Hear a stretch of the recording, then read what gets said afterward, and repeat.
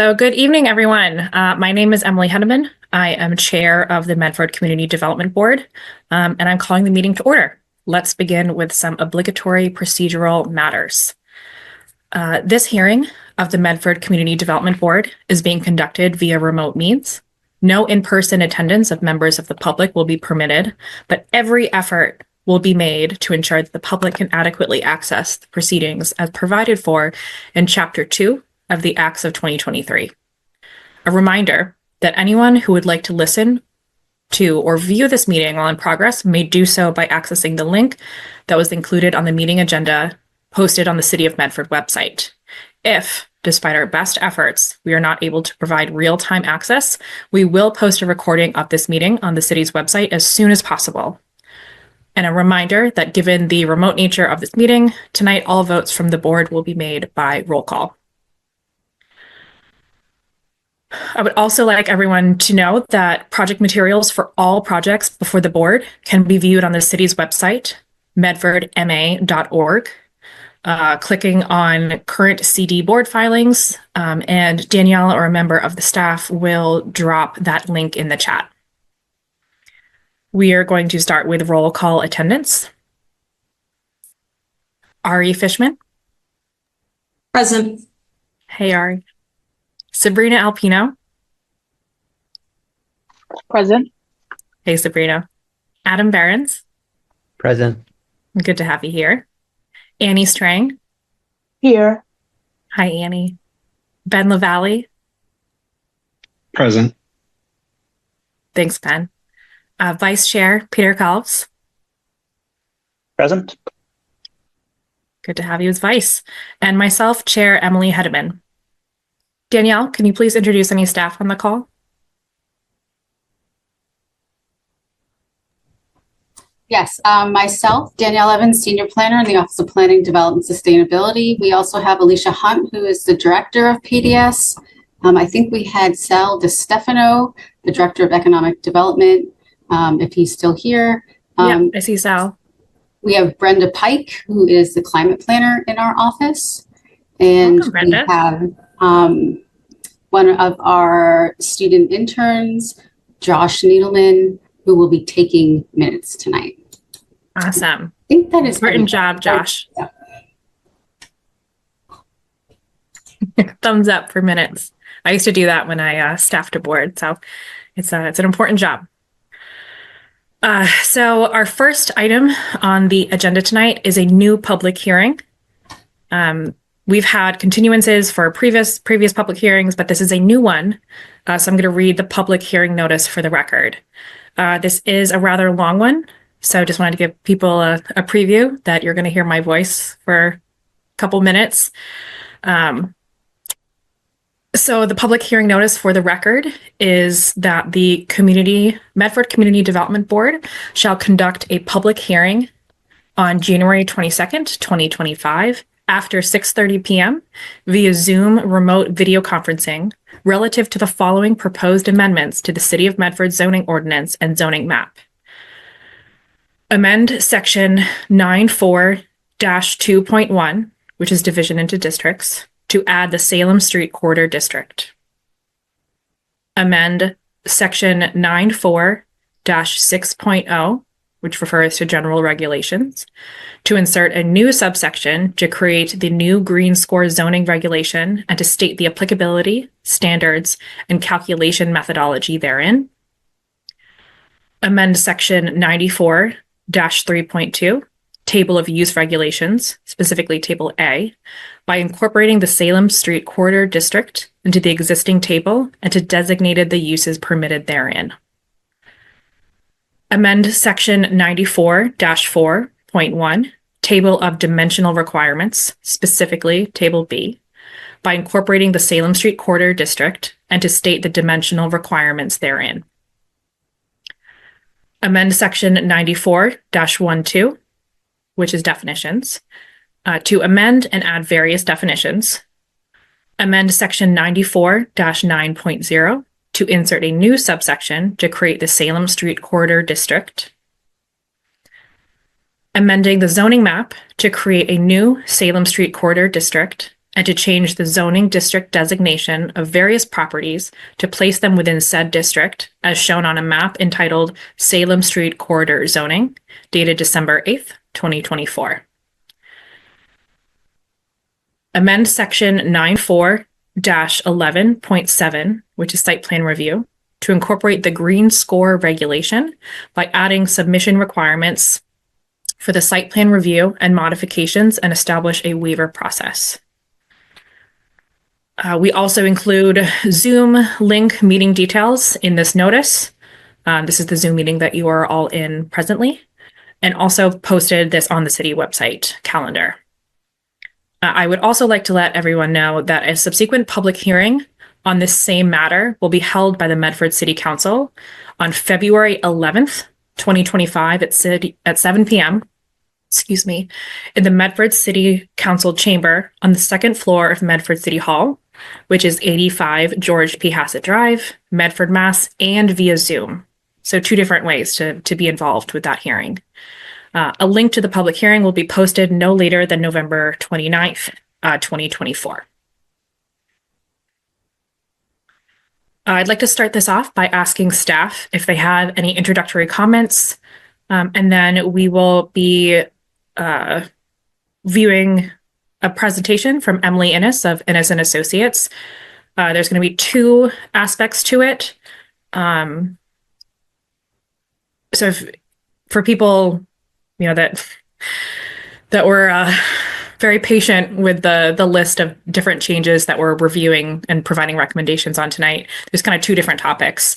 There's the green score zoning, and then there's zoning itself. So we're going to hear first about zoning, and then we're going to hear about green score zoning regulation, just to kind of set the stage for everyone and manage expectations. So Danielle or Alicia, do you have any introductory comments before we pass it off to Emily and her team?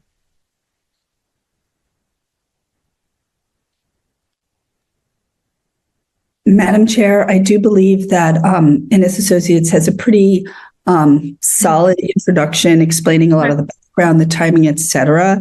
But I did want to share for the public, this is not one of our normally scheduled weeks for the Community Development Board meetings. However, we were aware that we had a large number of public hearings that we needed to hear, and we wanted to give the zoning its due time.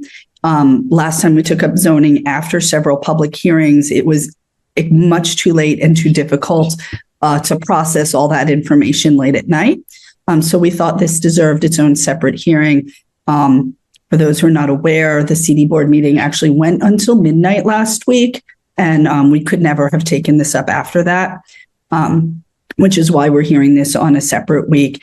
And we continue to have a pretty heavy caseload, even though we're meeting twice a month. So with that, I'm actually going to pass this off to Emily Innes and Paula Ramos Martinez because they will put this into the context of the comprehensive plan, which is something that Emily actually worked on with us for several years, as the board is aware. I think that's sufficient. Thank you, Alicia. With your permission, Madam Chair, for the record, my name is Emily Innes from Innes Associates. I'm joined by my colleague, Paula Ramos Martinez. We are together going to give you a presentation, starting with Paula first to go over the background to the zoning change for the Salem Street corridor, what we're doing, why we're doing it, information about that. I will then join you for the details of the zoning, so I can show you from the summary information where to find that within the language of the zoning itself, particularly important for many people on this call who may not deal with zoning on a regular basis, who just want to give them a guide to where to find it. Then at the appropriate moment, Paula will be back to you to explain the green score, again, what it is, why it is, and what the implications are. So that is our plan for tonight. I will just reiterate with what Alicia said. I know Paula will talk to it as well, but just that this zoning process or rezoning process that we're in now was a recommendation of the comprehensive plan. So we are essentially in the implementation stage of that recommendation by bringing forward the details that were envisioned in the plan. So with that, and with your permission, I'm going to turn this over to Paula, who will share her screen and take us through the first part of the presentation. Great. Thank you, Emily. Hello, everyone. This is Paula. Madam, if I may, I'm going to share my screen and start with the presentation.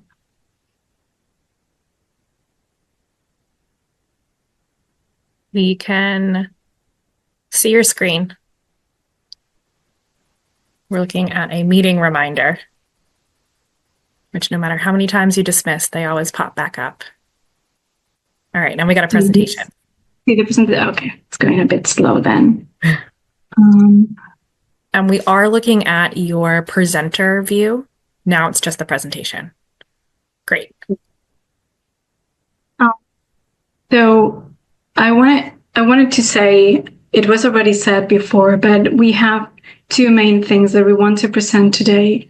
One is going to be about Salem Street Corridor District, and that is going to take the first part of this presentation. We will take questions, and later on we will come back with the presentation and do the second part, which is the Green Square.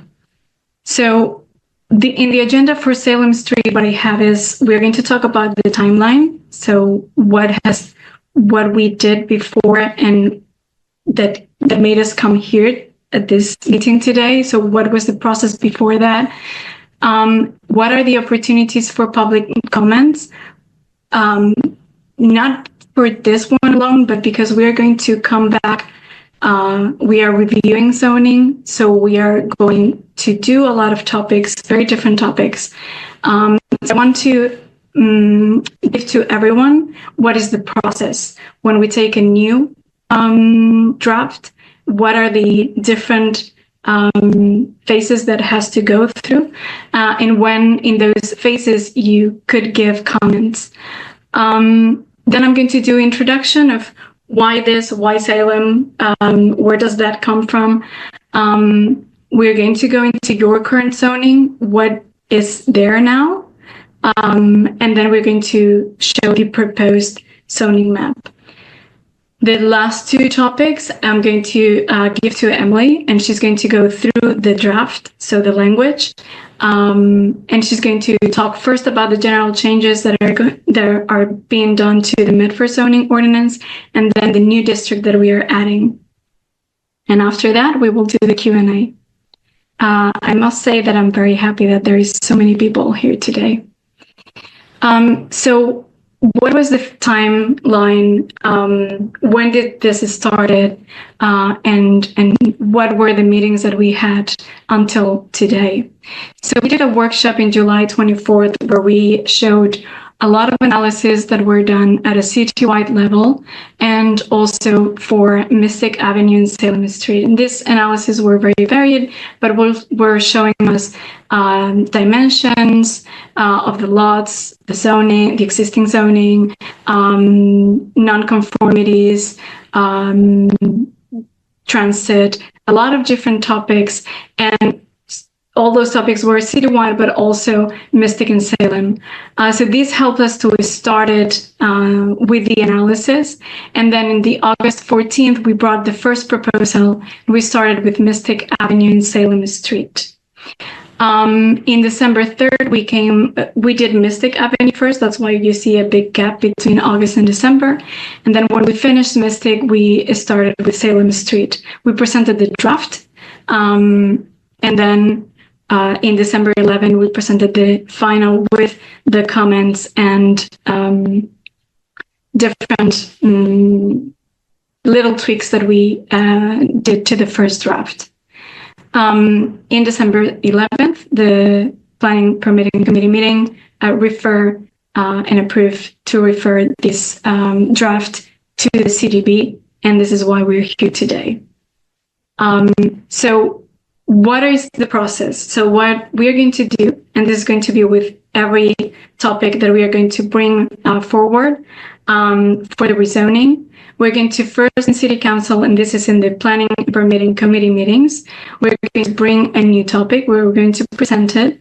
And here we're going to listen from the councilors, from the city staff, and from the public, any comment that they may have. So we will come back another time to a Planning Committee meeting, and we will present the draft with the alterations that were needed. If everything goes well, then the City Council can refer to the City Board. Here again, we will hear from the public, from the board, and the board will vote the topic, and it can be referred again to the City Council, and the City Council can give the final approval. So this is a process. And in every of these phases and stages, the public has an opportunity to comment on it. We are telling you this because we are going to continue looking at different topics. And this list is going to be updated every time that we present it. So in gray, you're going to see different dates and topics. The gray says or represent meetings that were already done. The red are the meetings that we are doing today, and that's Salem Street and Green Score topics. And the blue are the ones that will come in the future. So this is going to be updated. So we have the final dates, and every time that we present, we're going to let you know which are the new topics that we are working on and at what stage they are, so that you can write it down and join any meeting that you would like. So where does it come from? Why we are doing this, or why we are doing Salem Street? Where does it come from? So in 2023 January, it was published the Medford Comprehensive Plan. In here, it was the work that was done by the city consultants, and there was a lot of public engagement. It was a 2-year plan. In here, you can see, and there are identified all the problems, opportunities that Medford has. So, for example, we see here, so at the end of this book, and I recommend anyone that is interested in, we are basing a rezoning on this, so all the principles, values are taken from this comprehensive plan. And at the end, it has a very long list of strategies that are organized by topics. And one, for example, the VP, which is Vibrant Places 1.1.2, refers to rezone to allow mixed use in village centers as of right in smaller nodes outside traditional commercial squares, such as Salem Street. So what you can see on the right is the vision map that comes out of this comprehensive plan. In this vision map, you can see the corridors. So in here, there were identified the corridors, squares and centers, transformational focus areas, green corridors, institutional anchors, and different densities in the residential area. So what we are looking now is, first we started with corridors, we started with Mystic Avenue. We're working now with Salem. Later on, we will look into the squares. We are looking now into neighborhood residential, so the low scale of the residential. And we will continue to look into every topic that was identified in this comprehensive plan. So we're going to look now at Salem Street. What is your current zoning, and what does your current zoning allows? So in zoning, whenever we're going to rezone or rewrite a part, a district, what we have to do is to look what is existing, what is your current zoning, what are the future trends. If there is a comprehensive plan, for example, like we do have in Medford, what are those values and goals that the city has, and implement that in our proposal. So what do you have in your current zoning? It's not exactly, especially in Salem Street, it's not exactly what you do have right now. So what we're going to look into is Salem Street, you have 3 different districts. you have apartment 1 district, and that is the majority of Salem Street is in that district. Then you have commercial 1 at the end in the corner with Salem Street and Fellsway. And then in the other side of Fellsway, you have apartment 2. So what does it mean? So we have here the dimension standards. We have it in a different way than your table because the table is a bit of difficult to read. So we have it by district. And so your dimension standards in apartment 1, your maximum height is 3 stories. Then it can be 4 if it's assisted living. But let's say that your multi-dwelling is up to 3 stories. Your C1 is up to 6 stories. These are all heights by right. In the case that in C1, somebody wants to do a hotel, by right, you can do 15 stories high. In apartment 2, we have something similar. We have 6 by right and 15 for any other principal permitted structure. So this is what you have now in your current zoning. So we see it a bit more like in a diagram illustration. What does it mean? Apartment 1, that is this salmon pink that you have in Salem Street, in the majority of the Salem Street. You have, for example, single family maximum is 2.5. If you have, there is a typo here. If you have multiple dwelling, it's 3 stories high. I know what it is. Sorry. You have single family detached, that's 2.5. Single family attached, that is your typical row house, and that is 3 stories high. And then you have multiple dwelling that is 3 stories high. What happens in apartment 1 is that commercial use is not allowed.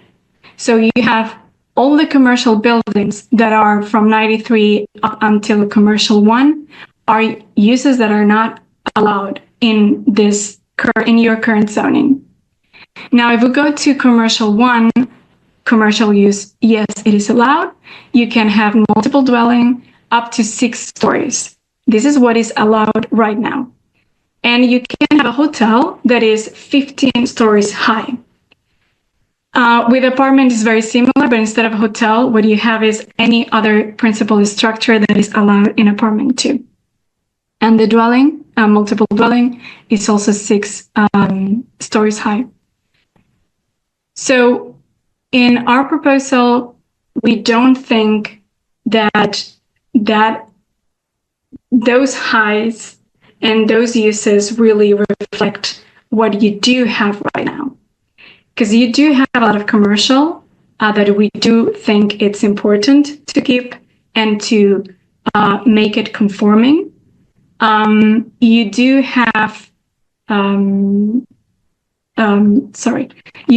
don't have the area to really let 15 stories high, not a hotel or any other. So we made a different proposal.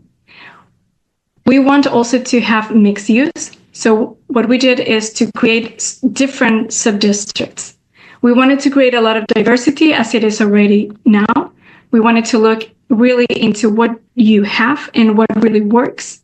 And the proposal comes from there. So we have 2 mixed uses. Mixed use 1, that's the blue. Mixed use 2, that is the reddish. And then we have commercial. Commercial is just one little parcel in here, and I will explain why. This is the dark red. And then the rest is the yellow multi-unit residential. So I'm going to start for the residential. Whenever we saw that the lot was the whole block was already existing, all residential, we kept it. We think is very important. This corridor, it has commercial, but it also has residential. And this is not a city-wide corridor. This is not Mystic Avenue. This is a corridor that should serve the neighborhoods that are around it. So we do like the idea of the neighborhood coming in this corridor. So to have a mix of only residential, of mixed use, and a little bit of higher density mixed use. So mixed use 1, it's whenever we have that mix of you have residential, but you also have commercial. So we kept it as a mixed use. Why the difference between? Paula? Yes. Yes. One quick note, your audio is going in and out a little bit. I'm wondering if it's a bandwidth issue, which can sometimes be solved by turning off your own video. Let me Maybe just see. double check that any programs that are competing for bandwidth have been closed out as appropriate. Okay, I closed the video, so I hope that is going better. Yeah, Yes. I think it's a Okay. little bit better. But yeah, I would encourage Perfect. members of the community to message Alicia or Danielle if you Sorry. or no apology needed. You know, we're all doing our best in this virtual world. So we'll try this. If we need to revisit, we'll go from there. Okay, Thank perfect. you, Um, so what is the difference between mixed use 1 and mixed use 2? So mixed use 2 was, it's those areas that are connecting to a major service or to, like, for example, we have parks, we have other main streets like Washington streets. So streets that are connecting with these bigger activators, as for example, Park Street, where we have a school and we have the Hickey Park, or for example, on the really east, that we have the Morrison Park. We have Spring Street that is also has some commercial areas and commercial nodes in there that has a higher, let's say, pedestrian, fluent pedestrian movement. We wanted to give it a different, let's say, a different density towards these areas, so that we could have more commercial ground floor and make it more pedestrian, and that, let's say, that these are like activity stepping stones along this road, along these streets. So if I continue, yes. So what are these districts and what are the dimensions standards that we are applying? So, for example, the multi-unit residential, the minimum lot area is 3,000. We took this number because of what is existing there. We have a lot of non-conforming because the minimum lot area is from 5,000 and 6,000. So there are a lot of non-conforming lots, and we wanted to reduce those non-conforming lots. And so the minimum lot area gets to be reduced to 3,000 square feet. The maximum height is 3 stories. Mixed use 1, minimum lot area is also 3,000. And I'm going to explain what is this difference between base height and maximum height. So the base height is the height that you have by right. And in this case, for the mixed use 1 is 3 stories. So by right, 3 stories. Now, and here comes the incentive zoning that we will explain, and Emily will go through more in detail. Incentive zoning is when we let a developer increase their density if the developer gives something back to the community. And this giving something back to the community is something that is established. So it has to go through a menu of options and with standards. And so if they think that is reasonable, like, for example, increasing affordability or creating a pocket park for the neighborhood, then we let them increase in mixed use 1 a maximum of +1 story. So with incentive zoning, mixed use 1 could go to 4 stories high. Now in mixed use 2, the minimum lot area is 3,000. Maximum height, and this is by right, is 4 stories. 4.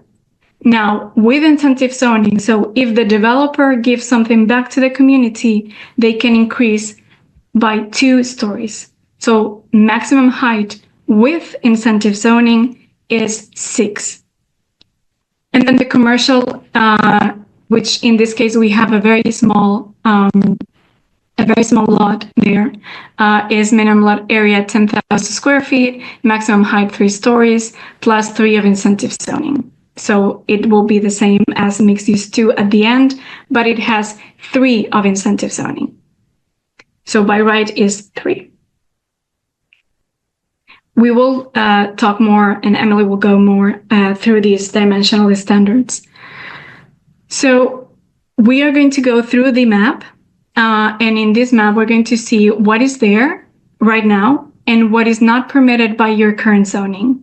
So any kind of commercial area that we have from the 93 towards Fellsway, in this area, for example, it's not permitted. As well, the one that we see on the lower part, it's not permitted at the moment. And then the 3 stories high multifamily, it is permitted.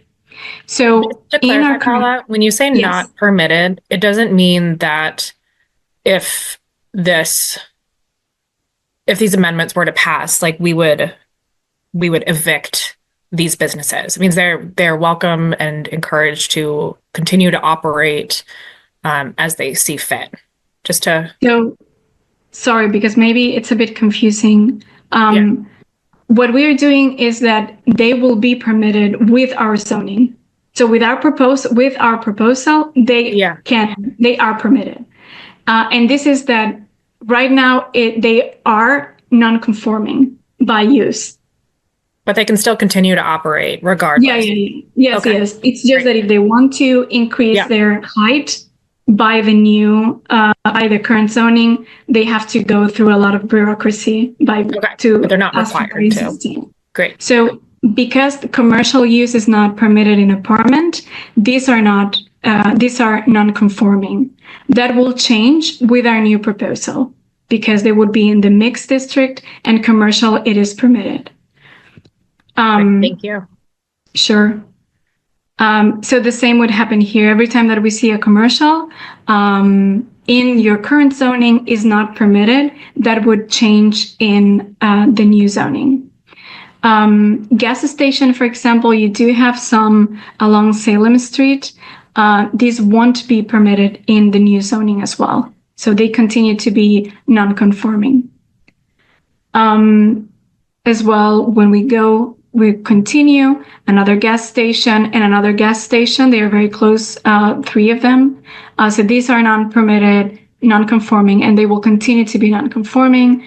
Then this commercial is non-conforming now, but it will be conforming with the new proposal. These are the residential lots. They are permitted now, and they continue to be conforming in the new proposal. We continue here, more residential. These are permitted now, and they will continue to be permitted in the new proposal. And these are commercial that right now in your current zoning is not permitted. It will be permitted and conforming in the new proposal. This is the commercial 1 area.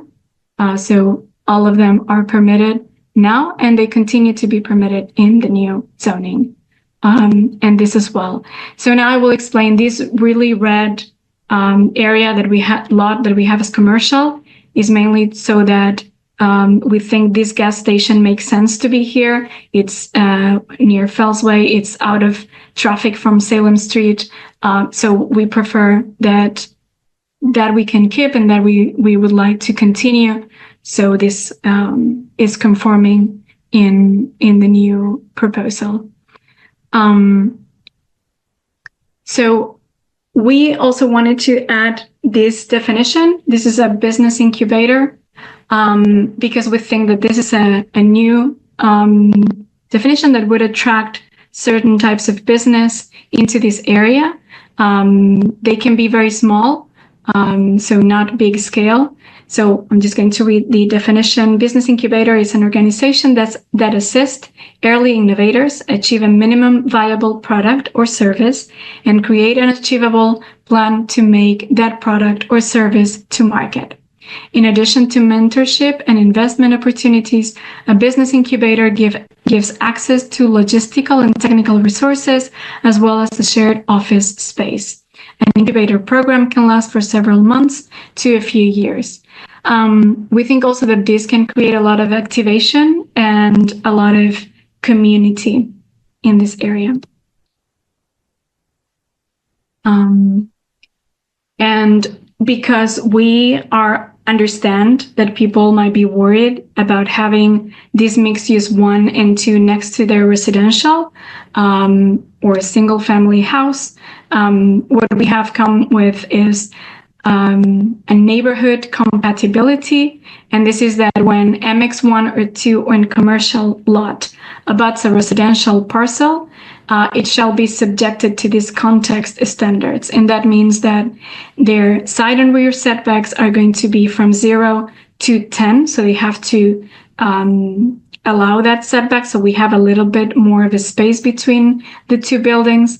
And then the height, it's going to be increasing and following a 45-degree angle from the 3 stories minimum up to the 6 in case they go for the incentive zoning. So we want to really have this transition between mixed use 1, 2 and commercial towards the residential. So that's why we implement this as a development standard.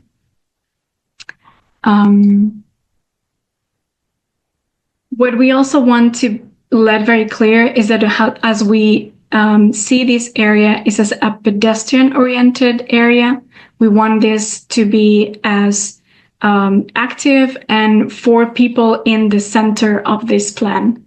So we also have in these standards, like for example, that the parking has to be on the rear side of the lot. So what we have facing the street is the building. We have an active ground floor so that a lot of eyes are on the street. It feels safe, it feels active. We also, any new development has to provide 12 foot for the sidewalk. So the sidewalks right now are very small. We had this analysis in the very beginning. We don't think that is enough for new buildings to come here. And to have this active and pedestrian activity. So to make it more safe, we ask that any new building has to give that minimum space for the sidewalk of at least 12 feet. And then it has to have a minimum setback of 3, if I'm not mistaken. So that we wanted really to make it as pedestrian as possible. So I'm going to give now I'm going to stop now the presentation. I'm going to pass it to Emily, and she will guide us through the ordinance. Thank you, Paula. I will just share my screen. Just one moment. Now, Paula has shown you the colorful images designed to explain the more technical aspects of what you're unfortunately about to see.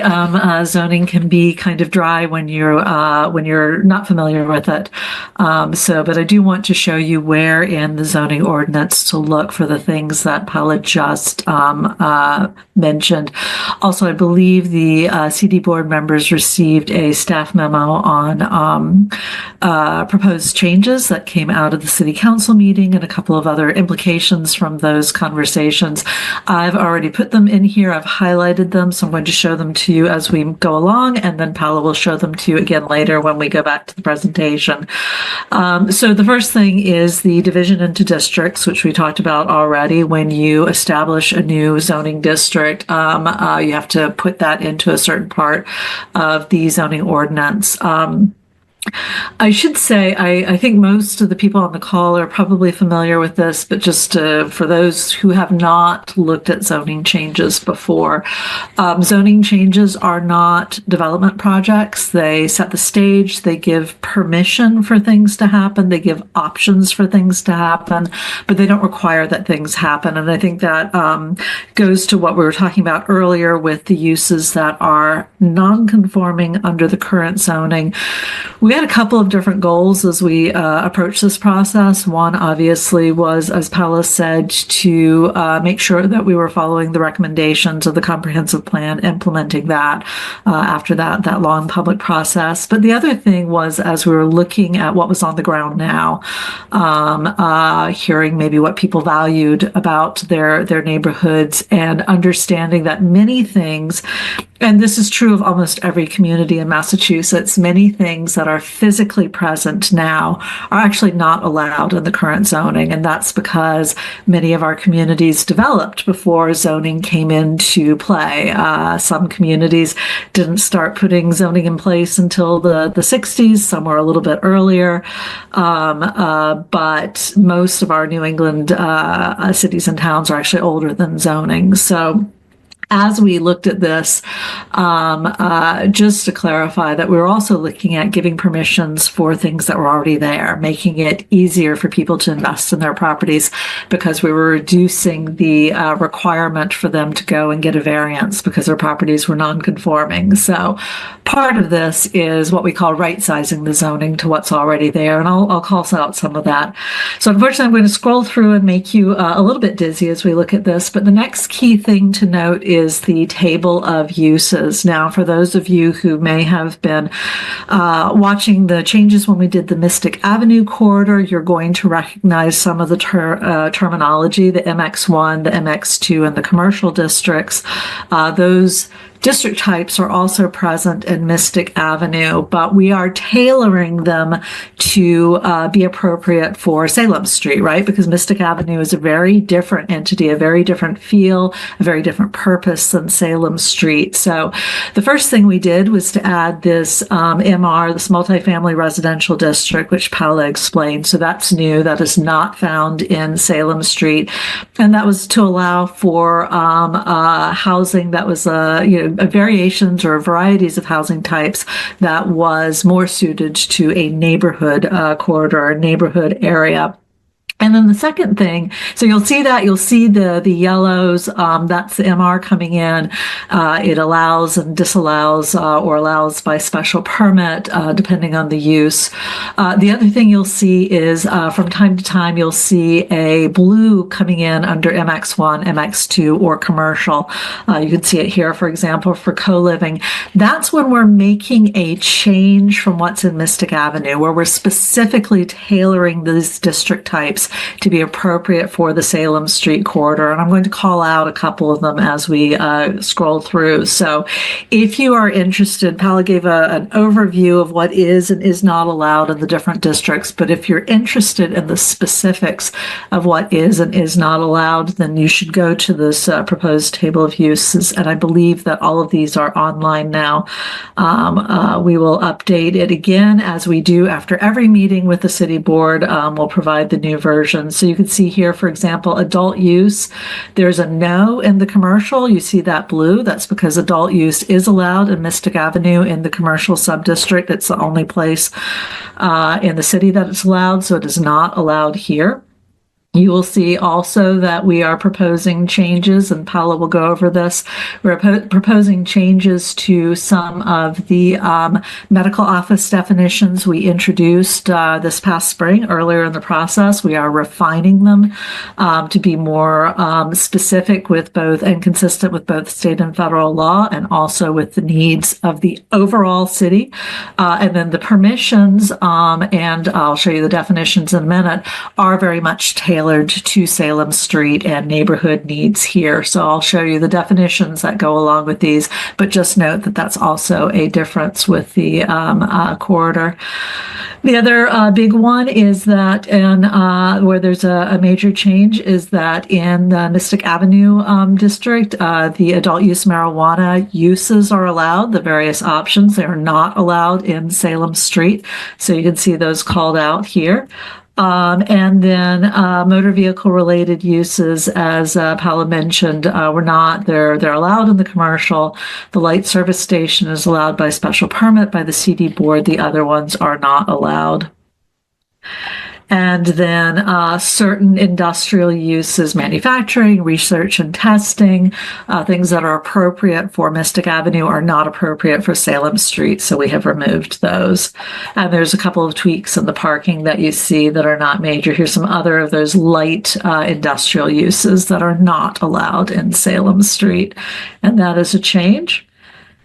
And then we are done with the table of uses. So our next step is the table of dimensional requirements. And so these are the changes that we've made to these. So again, multifamily MR district is new. You see the yellow coming in, indicating that's a new district in this area. So all of these are different from Mystic Avenue.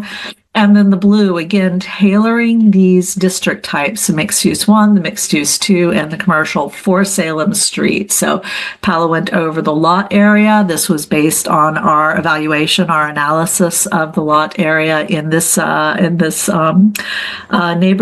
The heights have been reduced. Anybody who saw the mix 1, mix 2 on Mystic Avenue, that's not applying here. We have reduced the heights, as Paula suggested or described. We have a base height that's allowed as of right. Then we have a maximum height, and these are for buildings that front on Salem Street, and they require that incentive zoning, which I'm going to show you. We have the step back in here that protects Salem Street from having the buildings sort of go straight up. There's a little bit of a setback there to make them more human scaled. Here's the business incubator coming in. Here are the new definitions for clinic, hospital, neighborhood medical office, and medical office. You'll know the difference between neighborhood medical office and medical office is that a neighborhood medical office is limited by size. So it shall not exceed 1,500 square feet of gross floor area, and it is limited by the number of employees. It cannot have more than 5 employees. And Is then this also where the adjacency, the commercial next to residential uses is this table up here? It's further down. The Okay. adjacencies in the standards, actually. So, Okay, great. Thank you. yeah, thank you for calling that out. I'm going to actually swing down that. It's coming up in about 3 sections, but thank you for asking that question. So we have, this is the Salem Street now. So all of those sections that I just mentioned actually modified other parts of the zoning ordinance. Now we're getting into part of the zoning ordinance that establishes the Salem Street Corridor District. It has a purpose to it, which is the wider variety of uses and building types to support jobs, economic development near established residential neighborhoods.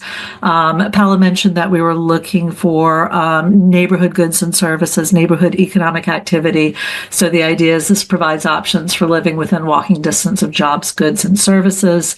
We want mixed use, multifamily, and commercial uses as a density appropriate to the walkable urban corridor. That's Salem Street itself, understanding that that's serving that wider neighborhood, and that we're establishing design standards to buffer the neighborhoods from a higher intensity of uses. And we want this nice identity that's appropriate for Salem Street that reinforces what's there now. The applicability creates the subdistricts that we just described.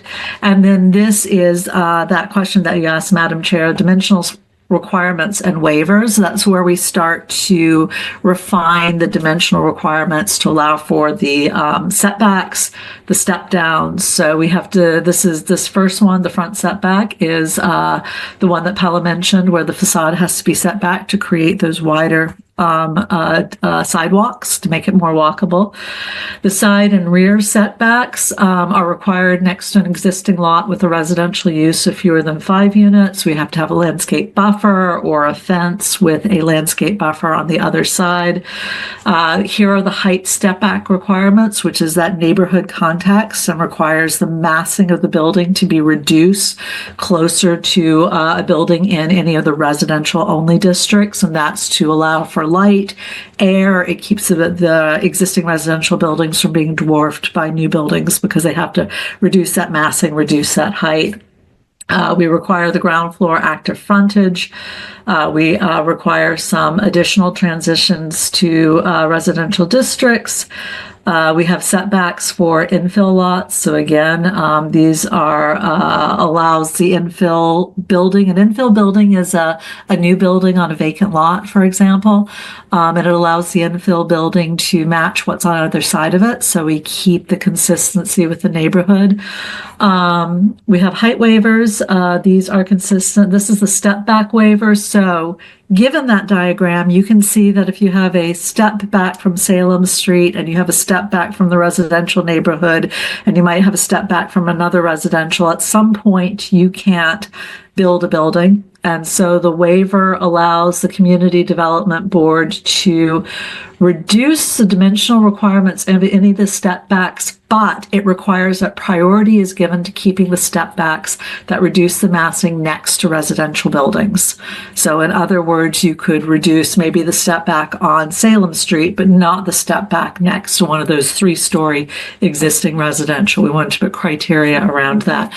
Interested in hearing people's opinions. The next piece is the development incentives. Paula mentioned this, and I want to stress that this is a menu. I think we heard some questions that people thought that maybe they were stacked on top of each other, so somebody could do them all and get additional height. We added language that's in the pink here that says it only goes up to the maximum height that's in that table of dimensional requirements. So there are a lot of options for achieving that community benefit. But if you're only allowed to have one extra story, you only get to choose one of those options. You can't say, I'm giving you 2 options, I should get 2 stories. You are limited to that one extra story.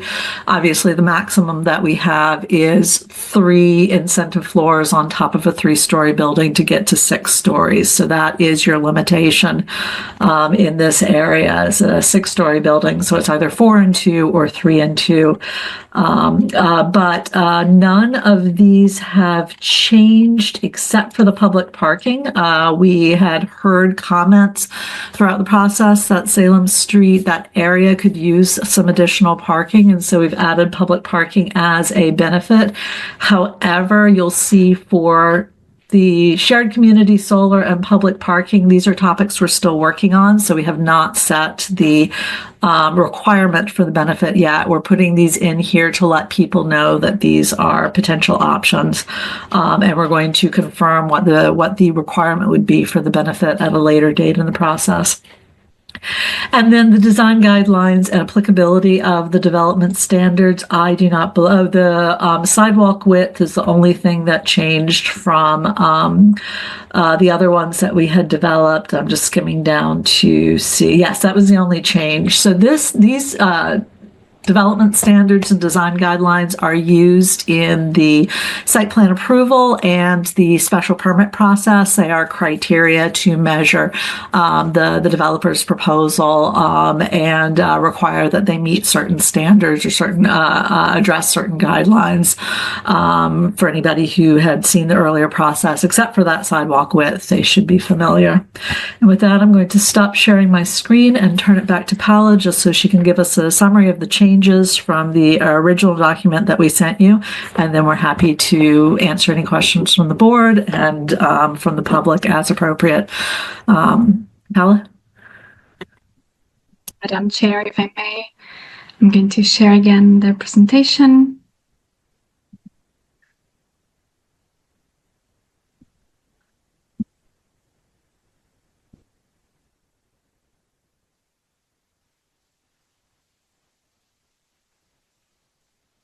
You see my screen now? Yep, we're viewing the slide with city recommendations. Perfect. So we have 5 recommendations from the draft, the latest version. And so the first one is, as Emily explained, is to clarify that intent in the introduction of the development incentive bonus. So in the section of the development incentives, we want to add so that is clear that it's up to the maximum height under the section of the table of dimension requirements. So the total paragraph will read in as follows. In exchange for incorporating certain provisions that further the city's goal for affordability, economic development, environmental sustainability, climate resiliency, applicants may receive development incentive bonuses that allow for certain development permissions beyond what is allowed as of right, up to the maximum height under section 94-4.1, table of dimension requirements. These permissions include one or more additional stories up to the maximum numbers of stories allowed in each subdistrict. Additional stories must comply with any setback, step back, there is a repetition, or other dimensional requirements and the development and design standards in 94-9.x.6 development standards. So this is the first one, is just to clarify that is up to the maximum height under the section 94-4.1 that is in the table of dimensional requirements. The second is about the some definitions that we wanted to modify. So we want to delete the definitions for clinic, hospital, and medical office that we had in the previous with Mystic Avenue district, and replacing them with the following definitions. So clinic is a clinic as defined in General Law .C.111 Section 52. Hospital, a hospital as defined in General Law C.111 Section 52. Neighborhood medical office, office of a physician, dentist, or other medical practitioner not located in a clinic or hospital as defined in section 94.12.0 definitions. The office area shall not exceed 1,500 square feet of gross floor area and shall have no more than 5 employees. Medical office, office of a physician, dentist, or other medical practitioner not located in a clinic or hospital as defined in section 94.12.0 definitions. The office area is greater than 1,500 square feet and has more than 5 employees. So with that, the third is update the section 94-3.2. Table of use regulations, table A, to reflect the proposed definitions. And so we have text to be removed is crossed out, and the text to be added is in bold.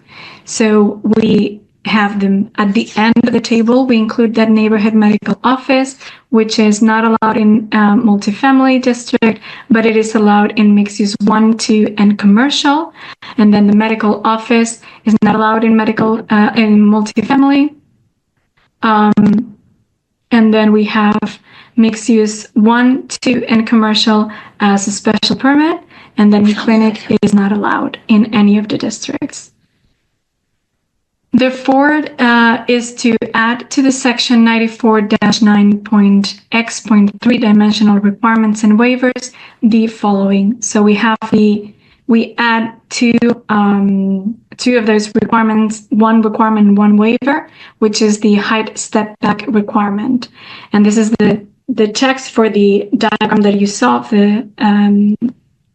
of the context. So for any lot within the MX1, MX2, or commercial district that abuts MR, GR, or apartment 1 district, a height setback is required along the lot line abutting the residential district. The height setback is calculated by a 45-degree angle beginning at the 3rd floor and extending to the highest floor of the building in the MX1, MX2, or commercial district. The 4th, 5th, and 6th floor shall not break the plane of that 45-degree angle. And then we have that step waiver. If a building is subject to a front step back and rear or side step back, the Community Development Board may waive the strict dimensional requirement of any of the step backs, provided that priority is given to retaining the step backs that reduce the massing next to the residential buildings of 5 or fewer units. And last is the update to section 94-3.2, table of use regulations, table A, to remove marijuana as an allowed use. Text to be removed is crossed out, text to be added is in bold. So what we do is just changing for the MX1 and MX2, the adult marijuana establishment, the cultivation, manufacturing, processing, retail, and independent laboratory, instead of CDB, so a special permit, we change them to no, not permitted. And those are the changes that we propose and the city recommends.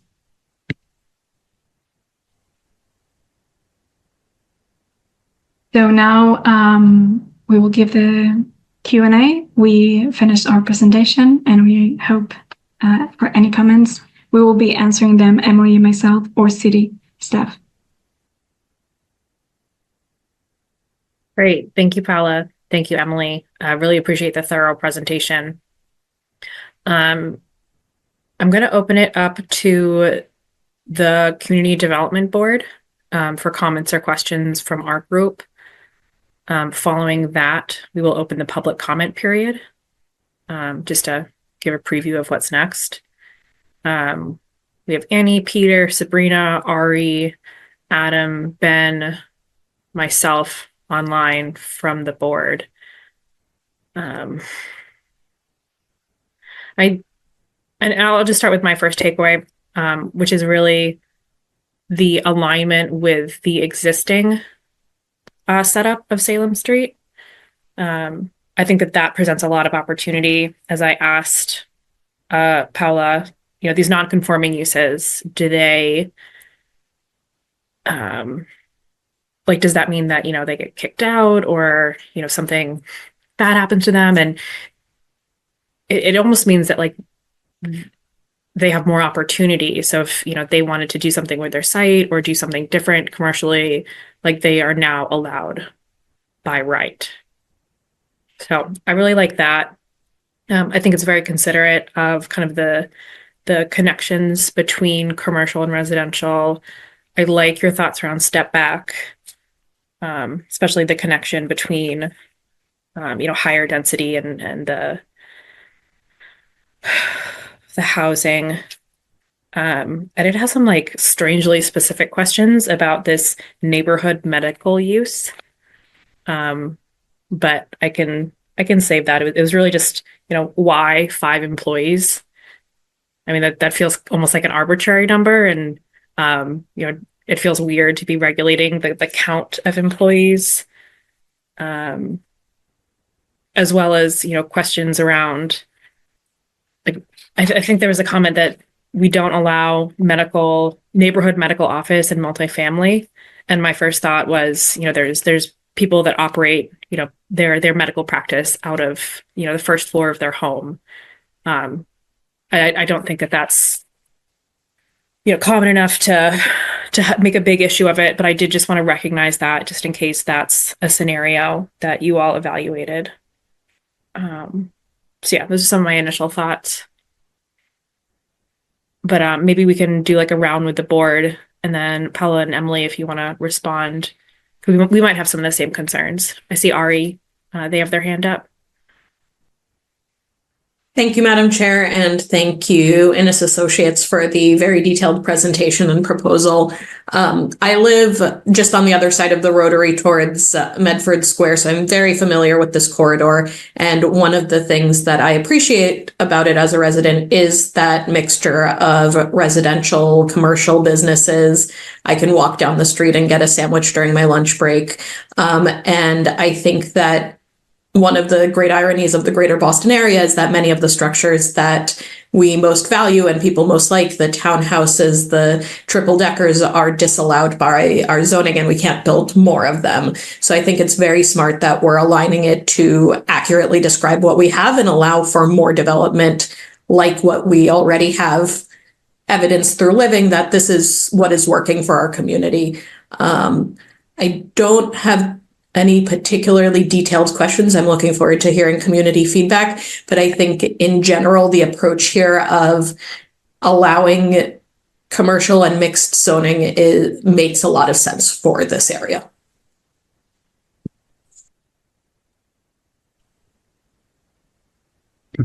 Adam, I see a hand. Yeah, I just wanted to chime in as well. Yeah. It was super helpful, especially in context with the Mystic Avenue zoning. I think when I first saw sort of the proposals, my immediate reaction was oh Jesus, are we trying to are we creating Mystic Avenue here? And it was really helpful to see the consideration specific for this corridor that kind of, even though it might be sort of called the same abbreviation, it's actually not permitting, the exact same thing for Mystic Avenue. And that I just wanted to just kind of voice that, where kind of coming in, I was ooh, are we really trying to upzone this? And so it was helpful to get the context of kind of a primary consideration of okay, let's match to as best as we can to what's there, and then try to ease into a little bit more density, but not do it in such a jarring way. So.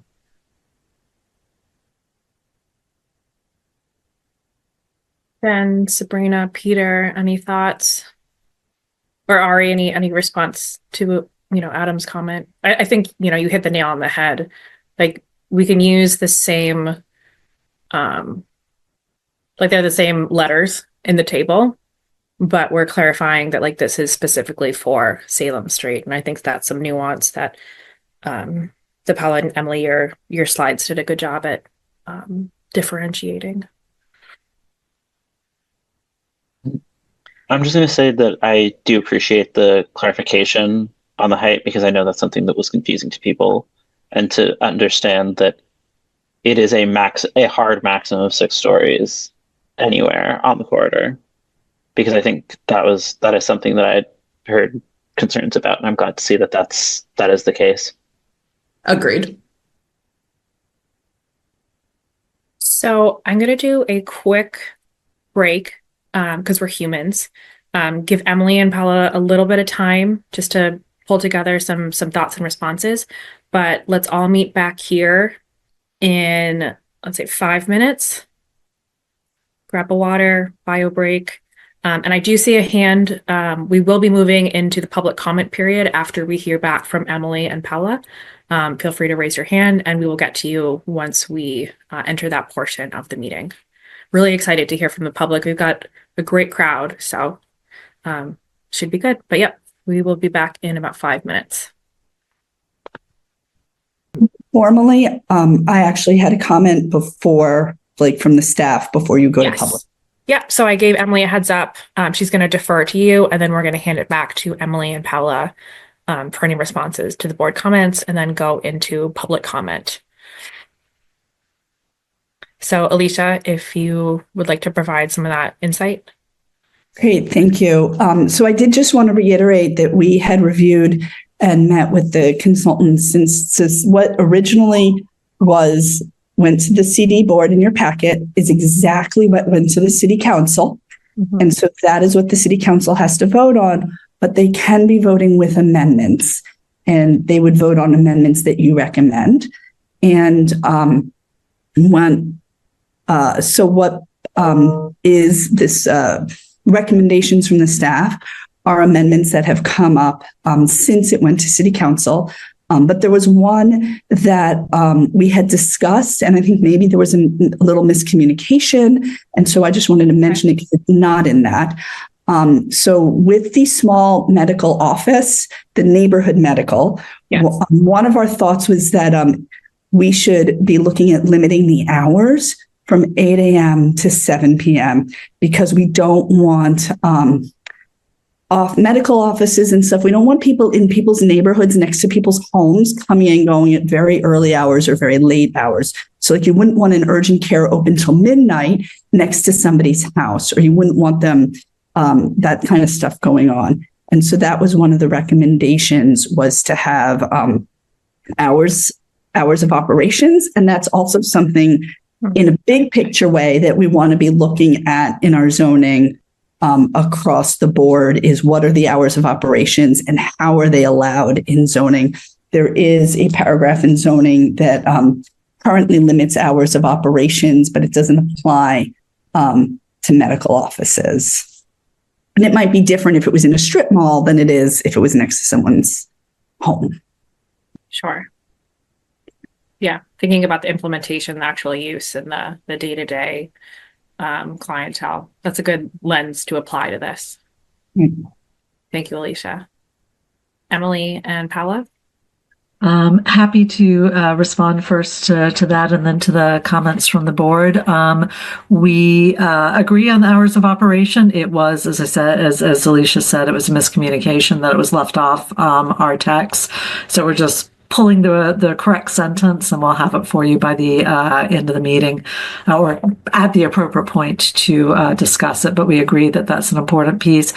I think you had asked why the difference. And again, it goes back to tailoring uses for the neighborhood.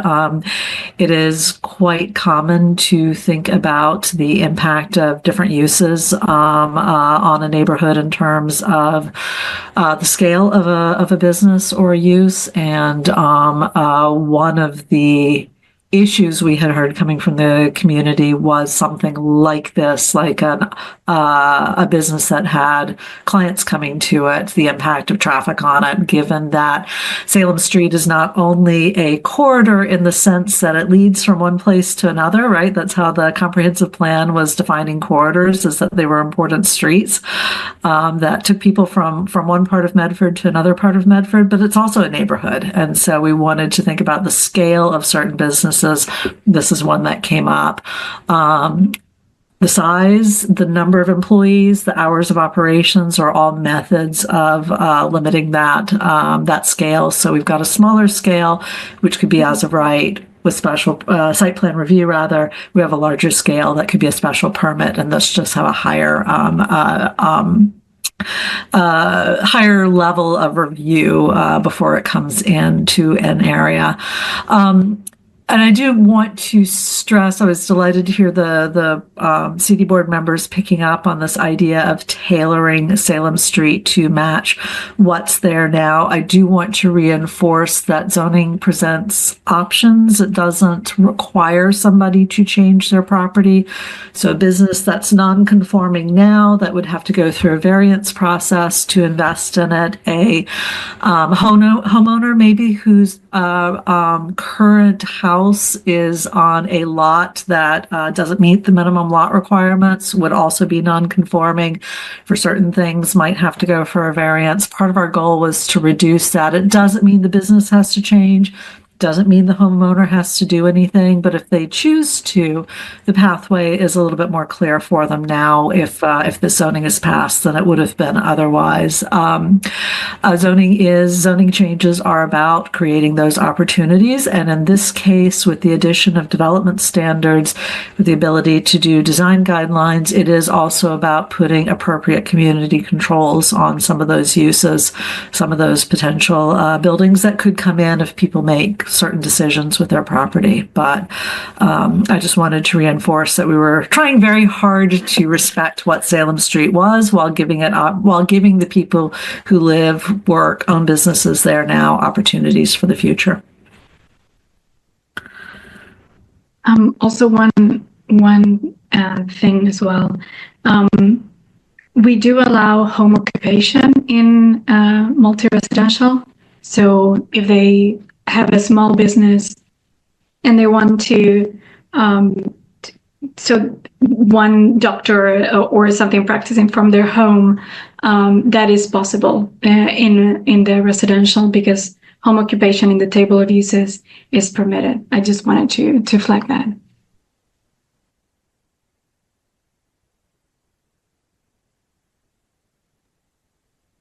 And with that, we're happy to listen to comments from the public as well.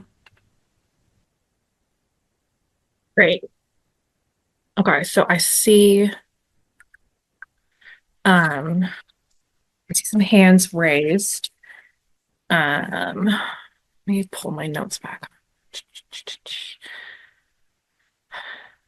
So I will now open, or just real quick, do any other board members have any follow-up questions to what Emily or Paolo said? No? Okay, and feel free to just throw your hands up or unmute yourself.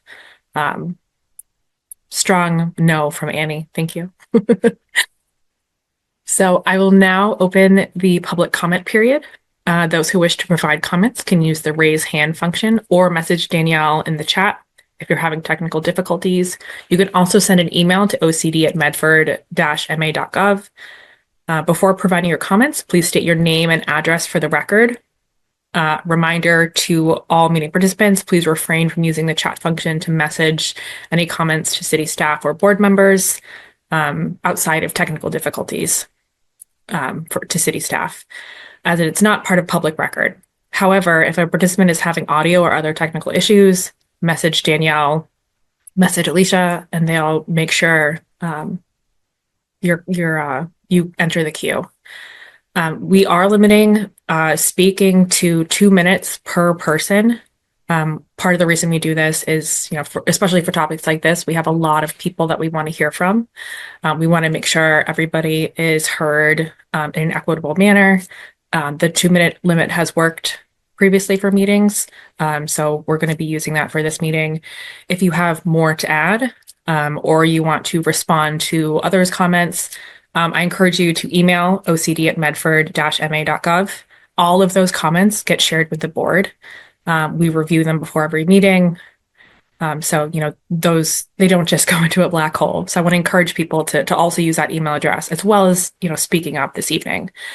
And this is such a great opportunity to hear directly from the public, because what we at the Community Development Board are tasked with is making recommendations to the City Council. So, we can, be a little creative and, pass this back to the City Council based on the amendments that we propose. So excited to hear what everybody has to say. Alicia is going to help me manage the public comment queue. I think I can manage it okay. But Alicia, do you have any overview for the written comments that have been received? Or Danielle? I didn't prepare a summary today to share that out. That's okay. We've been reading them as they've been coming in. Actually, I might share that there are ones that were sent directly to me. I found that there was a lot of misunderstanding about what was in the zoning. So I have been trying on a case-by-case basis to reply to residents with sort of more information about what was in them.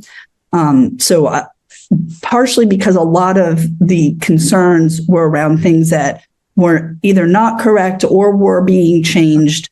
I don't want to reiterate a lot of that. Sure. But yeah, the public comment period is a time to provide your feedback, but also ask clarifying questions if there's something that, doesn't really click or doesn't make sense.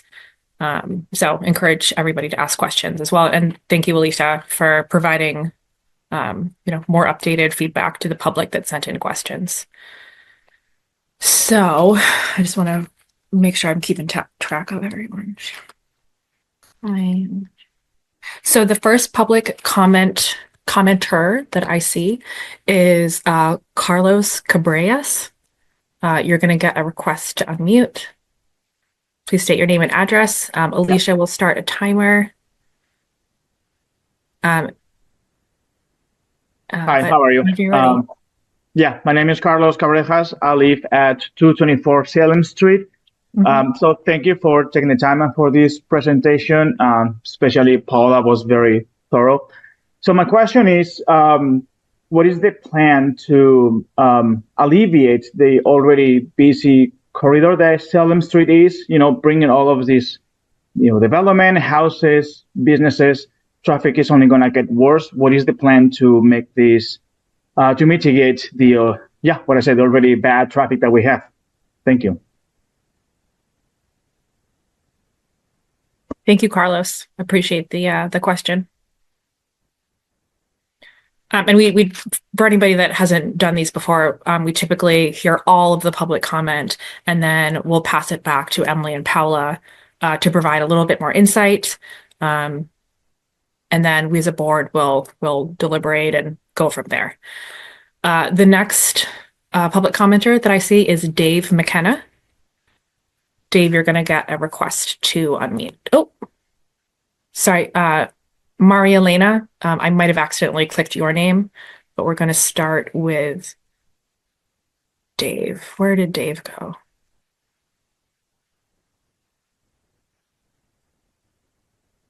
We might have lost Dave.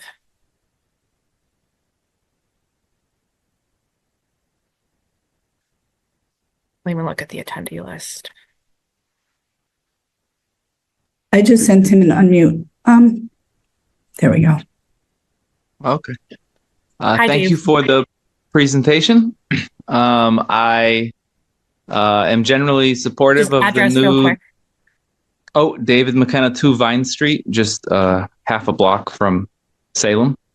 Generally supportive of the new development because it will increase our tax base, which I think is really important, so we can improve city services for all residents. And also really supportive because this will provide just more housing, and we are in a housing crisis. Multifamily housing, condos and apartments are more affordable than single family. So for people looking to downsize or for, we'll just have more housing options, and I'm excited about that. On the incentives, I think it's great that by right, it's just 3 to 4 stories, which is what's currently existing. And then if there's an extra community benefit, then the developer could go beyond the 3 to 4 stories. The affordable housing community benefit seems really important. But my favorite one is the pocket parks. And I had a question about this because, we could really use more green space along Salem, and developers are incentivized to provide a public pocket park. But if they were to provide maybe the equivalent of 2 pocket parks or just more larger green space, would they get an additional incentive for that? Can they use that incentive maybe twice? And the seating, the extra bonus for seating in the park or the fountain, to me, it's not that valuable. It's the green space. A park should have seating in it, so I think that should just be a requirement of the incentive for the pocket park. Don't really care about the fountain. So any way to increase the amount of green space would be really beneficial. Thank you. Thank you, Dave. And as we hear questions, we got a really solid recommendation from city staff. As we hear questions that come up again and again, we may pause to address those throughout this public comment period, just to make sure that, we're all kind of working on this together. Or to offer clarifications. Maria Elena, you're going to get a request to unmute. Please state your name and address for the record. Hi, Maria Elena Tecci Barriola, 62 Sheridan Ave. I will try to keep it brief because I feel like I have a lot of questions, but I'll keep it to 2. One, thank you for the presentation. It's very detailed, but my brain also doesn't work this way. So it's a lot to process. And I think that's probably true for a lot of people. Mix 1, mix 2, I get really that zoning stuff kind of just jumbles in my mind. So some additional visuals might be helpful. Some of the slides were helpful, but it would have been really helpful to say this is what's here now and this is what we're proposing, because I think she mentioned it, but I was having a hard time keeping track of it. So that would be helpful. But question wise, I think maybe what a lot of people, or at least myself anyway, is concerned about is the definition of the differentiation between medical offices, clinic, medical facility, on the heels of, methadone clinic being proposed in the area. It seems okay, so now they're changing the definitions. So I've been trying to figure out where are the original definitions to compare it to what the new amended ones are. So that would be helpful. But also, I think it might have been you actually that said, you don't think that why should we limit the number of employees in a medical office? I actually totally disagree with that. I think that we should. I think because then what we're coming up against is maybe an urgent care or something. And, we just we're in a post-COVID world where there were lines in urgent cares outside. And I don't want that in my neighborhood. I don't want, whether this happens again or not, that's, you have people lining the street to get a COVID test, right? Or, anything like that. And even if they open at 8:00, people line up at 7:30. So I think that is a concern, because when you don't limit the number of medical employees, you end up with offices like that. And, where it says just a physician, well, what does that mean? Could they actually put a meth clinic if they filed it under something different? I think that's a major concern. And there's my 2 seconds left. The other concern is for all these increased housing, what do we do with these students? These schools are so overcrowded right now. If there are all these kids, what do we do with that? Those are all really great questions and really great points. I appreciate your insight around the neighborhood medical office. The next public commenter that I see is Zachary Chertok. You should be getting a request to unmute. Please state your name and address for the record. Zachary Chertok at 5 Almont, right at the corner of Almont and Salem. I have a list of questions, but the technical ones I'll email. I'm not going to worry about that now. I also apologize that my lighting makes me look like I'm going to say a soliloquy here. And Danielle, I also apologize for speaking through the chat. I forgot about the discernment in public record, so thank you for pointing that out. The two questions that I think could be generally answered here, one is, and this might have been stated, so it's more a point of clarification, is when buildings that are non-conforming seek to change the exterior of their building, when I've consulted and or advised on projects in other cities around this, including Boston and Providence around economic development, those buildings would require to go through a variance for continued approval and expansion of the building in its current use. Will that be part of the variance process, or in terms of your efforts to streamline the language and verbiage around variance requirements, is that expected to be relaxed? The second one is for the IZ extensions to scale. Can the menu of options that are going to be provided for those IZs be published a little bit more clear and front and center?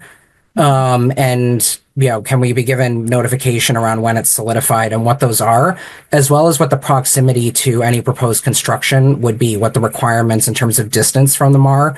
I've worked in places where you can offer a park to the city in exchange for an exemption versus it having to be feet from the building. So distance designations would be preferred. And then I'll echo the transportation concerns, especially since 3 boundary points around the zone are controlled by state agencies with landowner owned not by the city, including the I-93 Rotary, the Fellsway West, and the intersection at the Fellsway West and Salem Street, with a traffic signal that has been horribly mistimed with the Fellsway East signal for some time, been trying to reach DCR for years. It just needs to be a stronger partnership for that. And it's, sorry, I know I'm over, but that's not just a corridor, it's a designated trucking route, a state route overlay for Route 60 as well. Okay. This is all really helpful insight, and it sounds like you have some really solid experience. So thank you for sharing that with us this evening. I see Patricia as the next public commenter.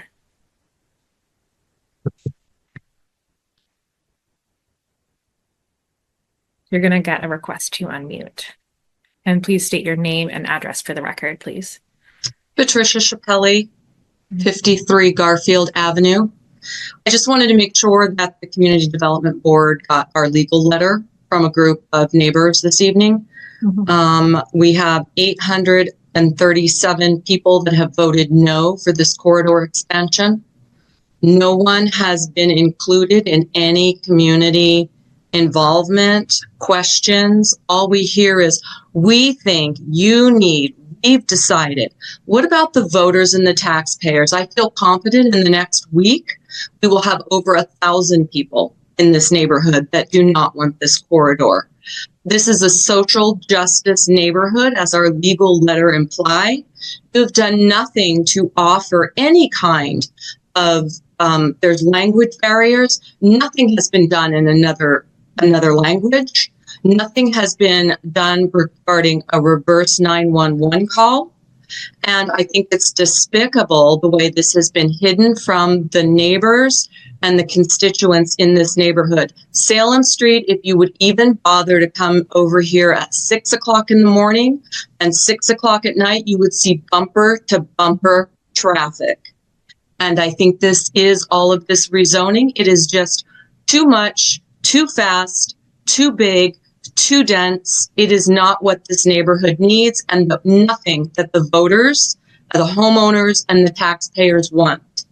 And we all know that, we have to do something to expand some of the living, but this is ridiculous. It's not taking into concern the neighborhood at all. And we are prepared to take legal action. I appreciate that. And I hear your concerns about, the notice and the way it's been communicated. So maybe that's something we can dig into a little bit just to find out more. But thank you so much, Patricia. I really appreciate you commenting. Our next public commenter is Jane. You're going to get a request to unmute. Jane Marcus. Please state your name and address for the record. Hi, my name is Jane Marcus. I'm 65 Tainter Street. I live around the corner from the Roberts Elementary School. And from my perspective, this plan is about a corridor, but it really should be about the Roberts Elementary School neighborhood. We have the epicenter of the proposed density directly abutting the Roberts Elementary School. And there are so many of these businesses that I find inappropriate to put next to an elementary school with first graders and second graders walking to school. We don't want them walking by methadone clinics where there are addicts. We don't want them walking past a brewery. We don't want them walking past a winery. I'm super glad to see all the marijuana businesses have been removed from the plan. Thank you very much for that. I was worried about that as well. I also feel that there's an opportunity here with some of these zoning decisions to have mental health, rehab, halfway houses, homeless shelters in churches, other things that are wonderful for the community, but not next to a school. I don't want school children to be worried on their way to school about an addict or a drunk that they're going to encounter on the way to school. I want the kids to walk to school with joy and with the promise of learning something. And I feel if we have educational facilities that are likely to be halfway houses or something else, those are not appropriate. Private clubs that serve alcohol, not appropriate. Any kind of facility which is going to have temporary visitors, such as a hotel, may have sex offenders who are in the hotel for weeks or months under the radar, and we won't even know that there are sex offenders watching our children and to see who the lonely and the vulnerable ones on the playground might be. So I ask the board, please consider this from the viewpoint that this is next to an elementary school. And I will really thank you for that. Yeah, I hear your concerns about the uses that are proximate to the elementary school. So maybe that's something we can dig a little bit deeper and share more information. Thank you, Jane. I appreciate your questions and your comments.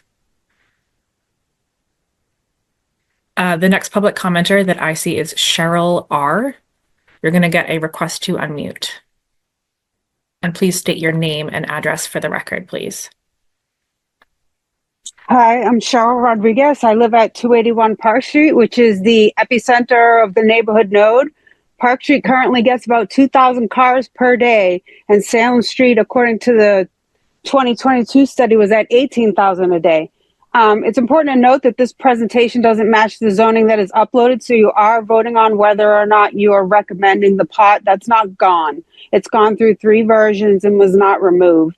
The zoning is not informed by any studies. How we came to the point that we're reducing lot size by 70% to 3,000 square feet for a 6-story building is extreme. The incentives are so easy to max out height. A bench, a fountain will get you to 6 feet in a heartbeat. And why is the narrowest, busiest section, Park and Salem, a node for intense zoning, which is their words? How were the desirable uses chosen? Dorms, which Rocco DeRico at Tufts says he doesn't want, and informed the city that he didn't want them and just wants to build on his own land, but they're still offering dorms. We're offering shelters. We're offering hotels. I don't think you're getting away from the methadone dispensary with the way that we're wording things. The research and testing labs, the dog daycare has no ordinance written yet. And we don't want a poorly staffed methadone clinic opening because they're trying to squeeze in to some niche employee count. Why are the special permits for pot growing, processing, retails, and labs? Whoever thought that was appropriate? And why are we allowing a 5-foot buffer with an 8-foot fence to shield a single-family home from a 6-story building, plus mechanicals, which according to state law can go up to 150% of the original height. The comprehensive plan called for studies, it called for strategies to avoid displacement of the environmental justice neighborhoods, and that's all we're seeing here. The zoning should be informed by facts, the community should have been involved, and Alicia said the zoning was based on developers' wants to build. There's at least one demo permit already on the table in the red zone, and the hole in the ground will be back for his 6 stories, and he told your board before that the city said he could build more. Profits should not be more important than the people that live here. Thank you. Thank you, Cheryl. I really appreciate your comments. There's a lot there between the traffic, some feedback, are the menu options really commensurate with what's being delivered? Some questions about the uses, and then curious about this mechanical percentage. So maybe we can address that at some point. But thank you so much, Cheryl. I really appreciate your comments. The next public commenter I see is Klein 170-172. You're going to get a request to unmute shortly, and please state your name and address for the record. And if there's 2 people with you and you would both like a 2-minute comment period, we can do that. But if you just want to be combined, that's also acceptable. That's fine. I'll just be myself. Okay. My name is Ralph Klein. I own and reside at 172 Park Street. My family also resides at 170, my sister Ruth. Now, we're on the 5th property down on Park Street, on the opposite side of the Roberts from Salem. Their proposal has 3 of the 4 properties barely conform. One of them's, let me look at this. 184 has 2,065. 182 has 2,265 feet. The next property has 3,000.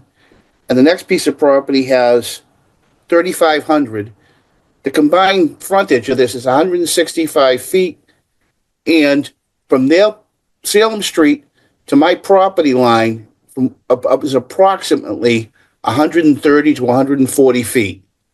I could have a 6-story building running the length of my property with these non-conforming properties that don't even make the limit, but they're in the red zone. Also, the parking, since they put the condominiums on Salem Street, on Court Street, across from JRA Cycles, Park Street has become the dumping ground for all the vehicles that can't park there.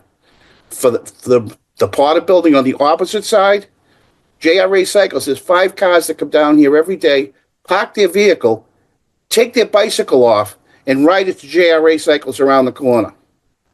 If you think I'm kidding, come down Park Street and look at it. I cross Salem Street every day, at least twice.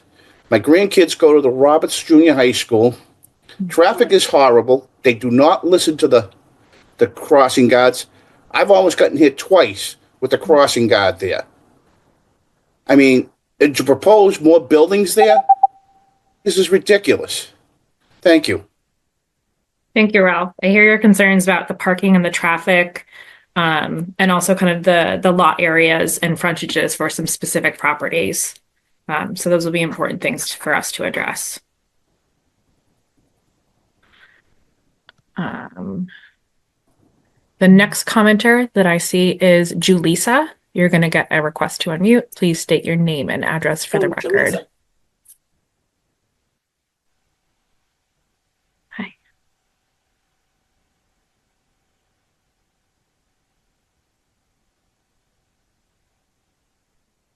Julissa, if you're speaking, we can't hear you, unfortunately.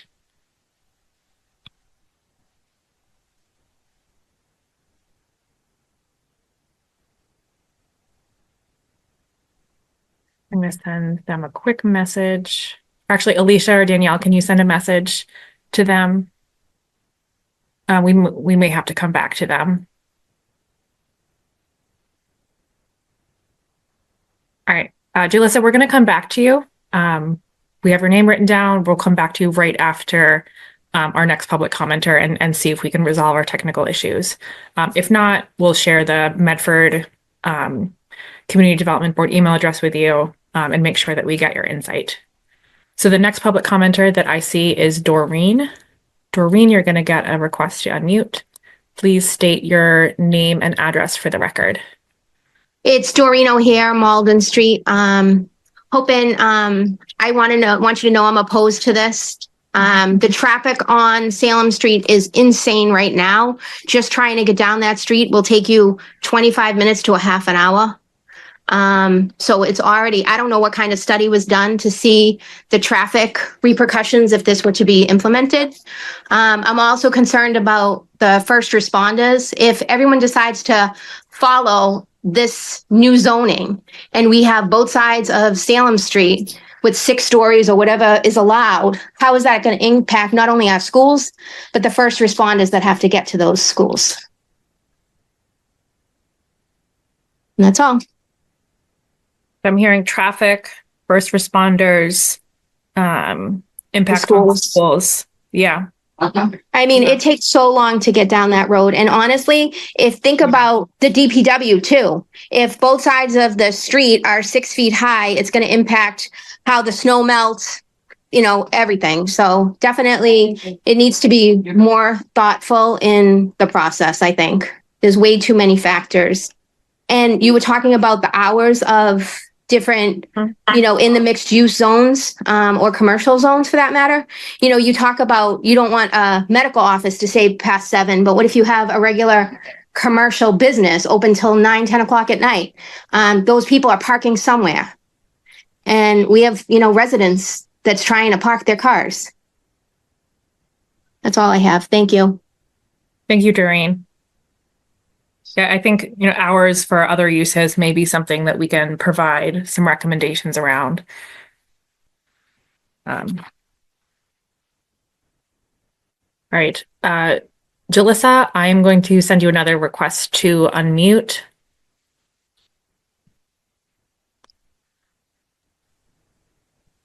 Hello? Hi, we can you hear me? Okay. Yes. There was a little troubleshooting there. Thank you for your patience. I appreciate it. No problem. State your name and address for the record. No problem. My name is Jalissa Almendarez. I live with my mother, Maria Rodriguez, at 174 Park Street. My friend Jeff is also here, who's been overhearing, the whole presentation. Yeah. So thank you for that. I guess the question we have, and I'll have my friend Jeff speak, he can explain it a little bit better, is this. Sure. Hi, folks. Just quick question. Currently, we're at 174 Park Street. We're currently zoned apartment 1, and it's changing to mixed 2, commercial mixed 2. We're a house behind a house, so we're kind of the second tier, behind the frontage. And my question is, for the homeowners here, will they now become non-conforming? Right now, it's a single-family detached home, and so if it changes to mixed 2, commercial mixed 2, are they limited in their ability to sell to another residential use down the road?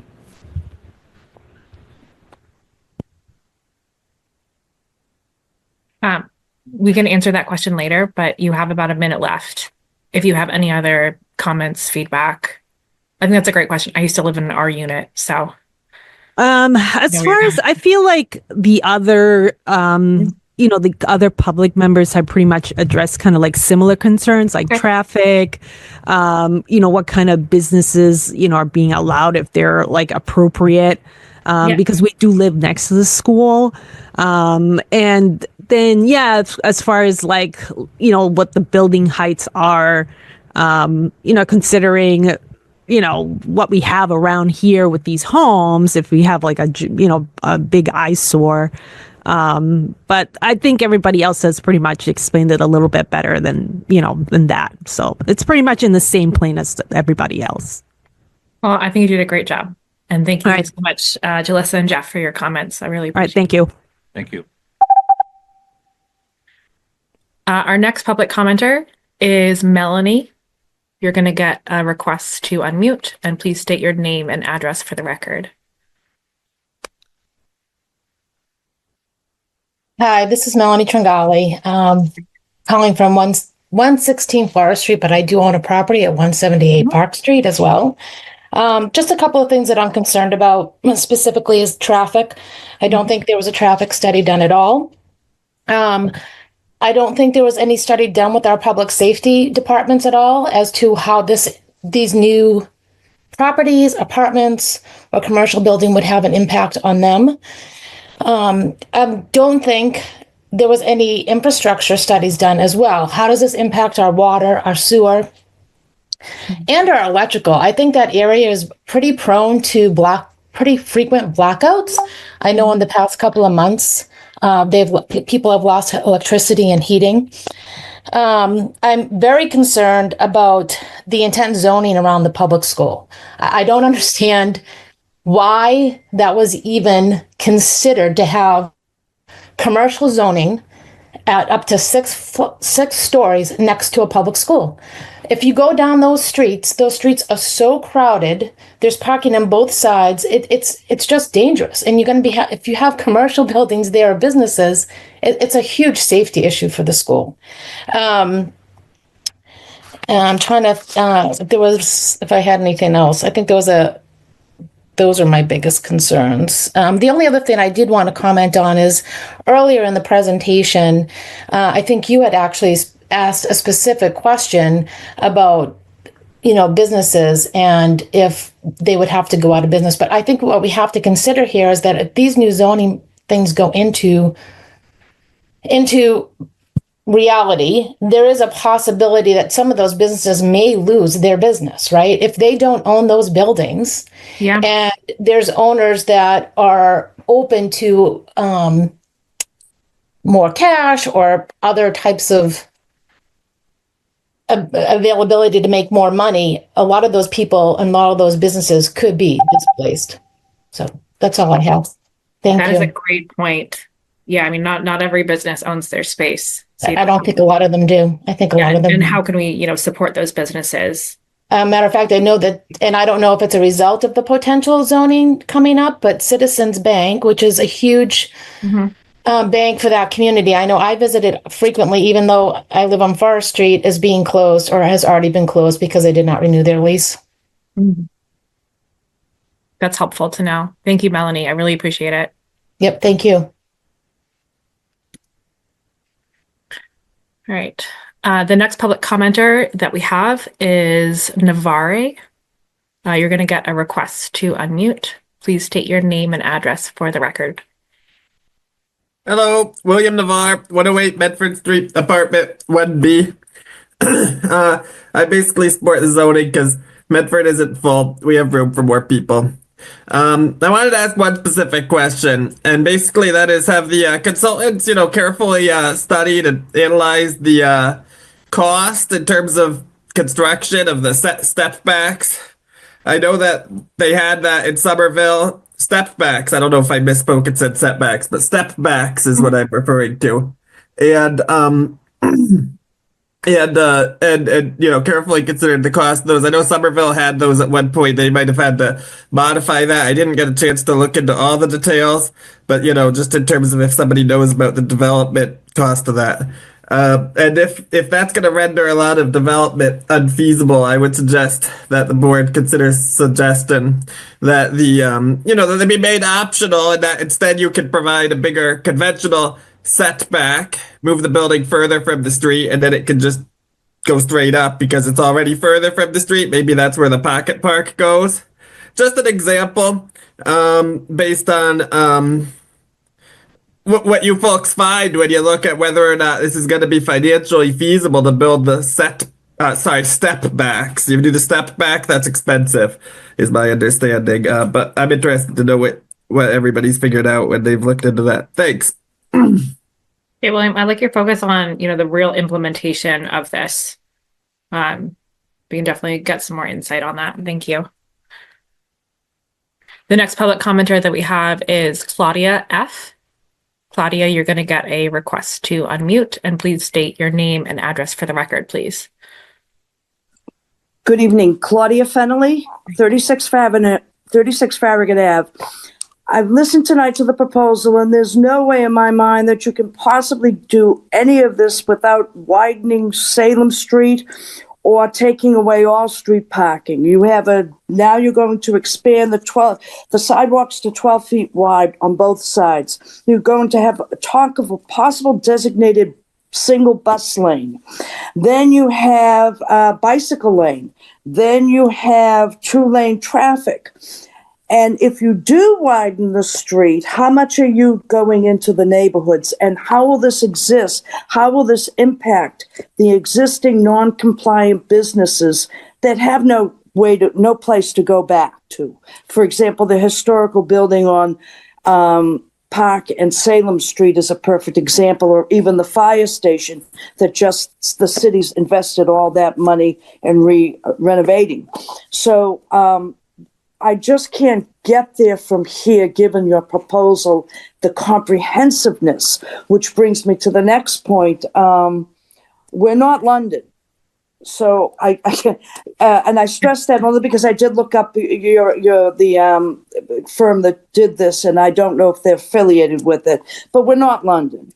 We're, city of Medford, a small city relatively, and it's a very, very ambitious, designated, busy, very condensed area based on their proposal.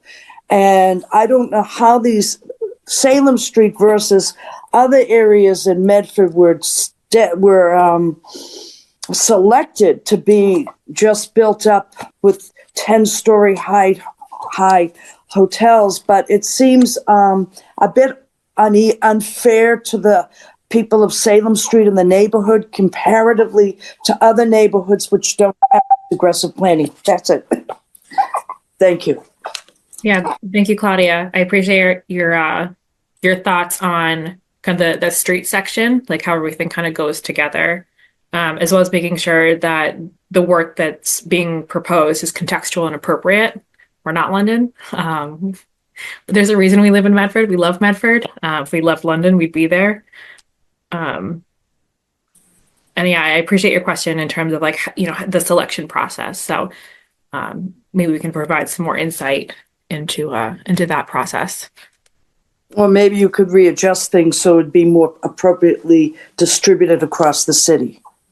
If you are required by any state obligation to meet housing needs, appropriately distributed so that you don't really make it impossible and a safety hazard to the people that live in this area. Mm-hmm. And then just quick point of clarification on the type of land that zoning applies to. So zoning only regulates the private land, so it wouldn't regulate like the streets themselves. But we can dig more into some of those nuances, but just want to kind of put that out there. Because it looked like on one of the design proposals that you extended back into the streets, the houses. So we'll clarify. At this time, we do need to move on to a different public commenter, but we'll try do our best to address that. And then if not, let's continue the dialogue via email or potential future public comment periods. But thank you so much, Claudia. Really appreciate your thoughts.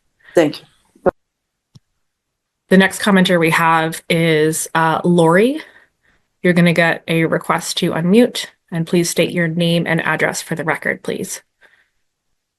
Laurie Spinney Flag, 55 Garfield Avenue. I am opposed to this proposal. Obviously, if you look at your maps, I am the second house in from Garfield, which means, and the house directly beside me has been abandoned for the past 5 years after being built. Nobody's in that house. So I don't know if they're hanging on for these. Maybe they have some insider knowledge that you are planning to do this, but that leaves my home subject to 2 pieces in which I will have I don't care if you put a little diagonal on it or not, it is going to tower over my home. I was extremely happy when the house next door to me went up a floor because it made it more consistent with the neighborhood. Mm-hmm. And I have to tell you, I bought this house 27 years ago, and the traffic on Salem Street has only increased year after year after year. I used to take public transportation. The express bus used to be across the street. That has been discontinued. I have not seen buses going to Malden Station, but very rarely. So I don't know how much you are really digging into what's going on Salem Street, but as others have mentioned, there's a huge parking issue. What about water, trash pickup? What about the historical integrity of this area? I mean, you have homes that my house was built in the 1890s. So, I mean, and we've been trying to rebuild over the course of the years that we've been here. What's going to happen to our property values when you bring all these new people into this section of the city? Yeah, I appreciate those concerns, Lori. Sounds like I think we're like 10thing at this point, concerns about traffic. Maybe you have a specific parcel that you're concerned about. So I really appreciate your insight. Thank you so much for joining the public comment and sharing your thoughts. The next public commenter that we have is Sharon. Sharon, you're going to get a request to unmute. Please state your name and address for the record, please.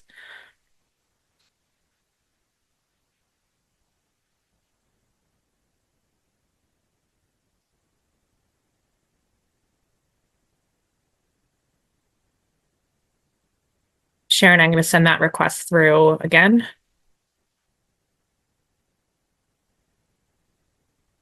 Oh, bless you, Alicia. Why don't we come back to Sharon? We'll go to the next speaker, and then we'll circle right back, see if we can grab her. So the next public speaker that I see is labeled iPad KR. Please say your name and address for the record. Hi, this is Kelly Brasso, 35 St. Francis Street. Hi, Kelly. I would like to know, what is the incentive to the city to agree to all this zoning changes? What is the advantage to the city itself? People are so concerned about their property values, the increase in traffic, the sudden and extreme changes, the Community Development Board progressing so quickly with things that are going to have long-lasting effects to our city, and without slow and careful consideration for what the ramifications will be. How will we unring this bell if things go sideways? This is the first property that's come up. This is the first proposal, and this seems somewhat small scale, but there's no telling the magnitude of, once the zoning is permitted, what will stop everything from turning into 6-story buildings, one after the other, after the other, after the other. I'm very concerned about how quickly things are moving. Mystic Ave was just approved. Why not take a minute and let Mystic Ave develop? If you've already approved it and you've decided that it's going to work, why do Salem Street simultaneously? The advantages to the developers, I still don't understand why the city has a stake in this and what you would ever entertain so many changes at the same time for. I feel like it's so rushed. It's so eminent, and it's not a well thought plan without a lot of potential problems. And it's very, very concerning. I don't understand it. Yeah, I appreciate that feedback, Kelly. Making sure that we're doing this kind of intentionally, bringing everybody along with the process. And thinking about your 6-story building comment, it may make sense for us to revisit some of those details just to clarify. It's not even the height of the building. It's just once the floodgates are opened, how are we going to slow the roll in once I feel like the developers are sort of pushing in that everything is being expedited because the developers have submitted plans. Well, and to that end, I would also like to say that in notifying the public, I think that it should be on the developer to send the notifications through the post office with the return receipt requested, so that we can be sure that people are actually being notified and that the actual perimeters of the 300 or 400 feet is being met. Kelly, I'm so sorry, but we're going to have to move on to another public commenter. I hear what you're saying about notification, and have written that down as something to take away from your 2 minutes isn't a conversation either. No, I appreciate that. We are enforcing the 2 minute limit. We're already a minute and a half over. So, if you have more comments, I'd encourage you to email the Medford Community Development Board. But thank you so much for commenting. I really appreciate your thoughts and insight. And I'm taking notes for, how we can address it. I'm going to try to go back to Sharon, see if we are able to unmute. Sharon, you're going to get a request to unmute.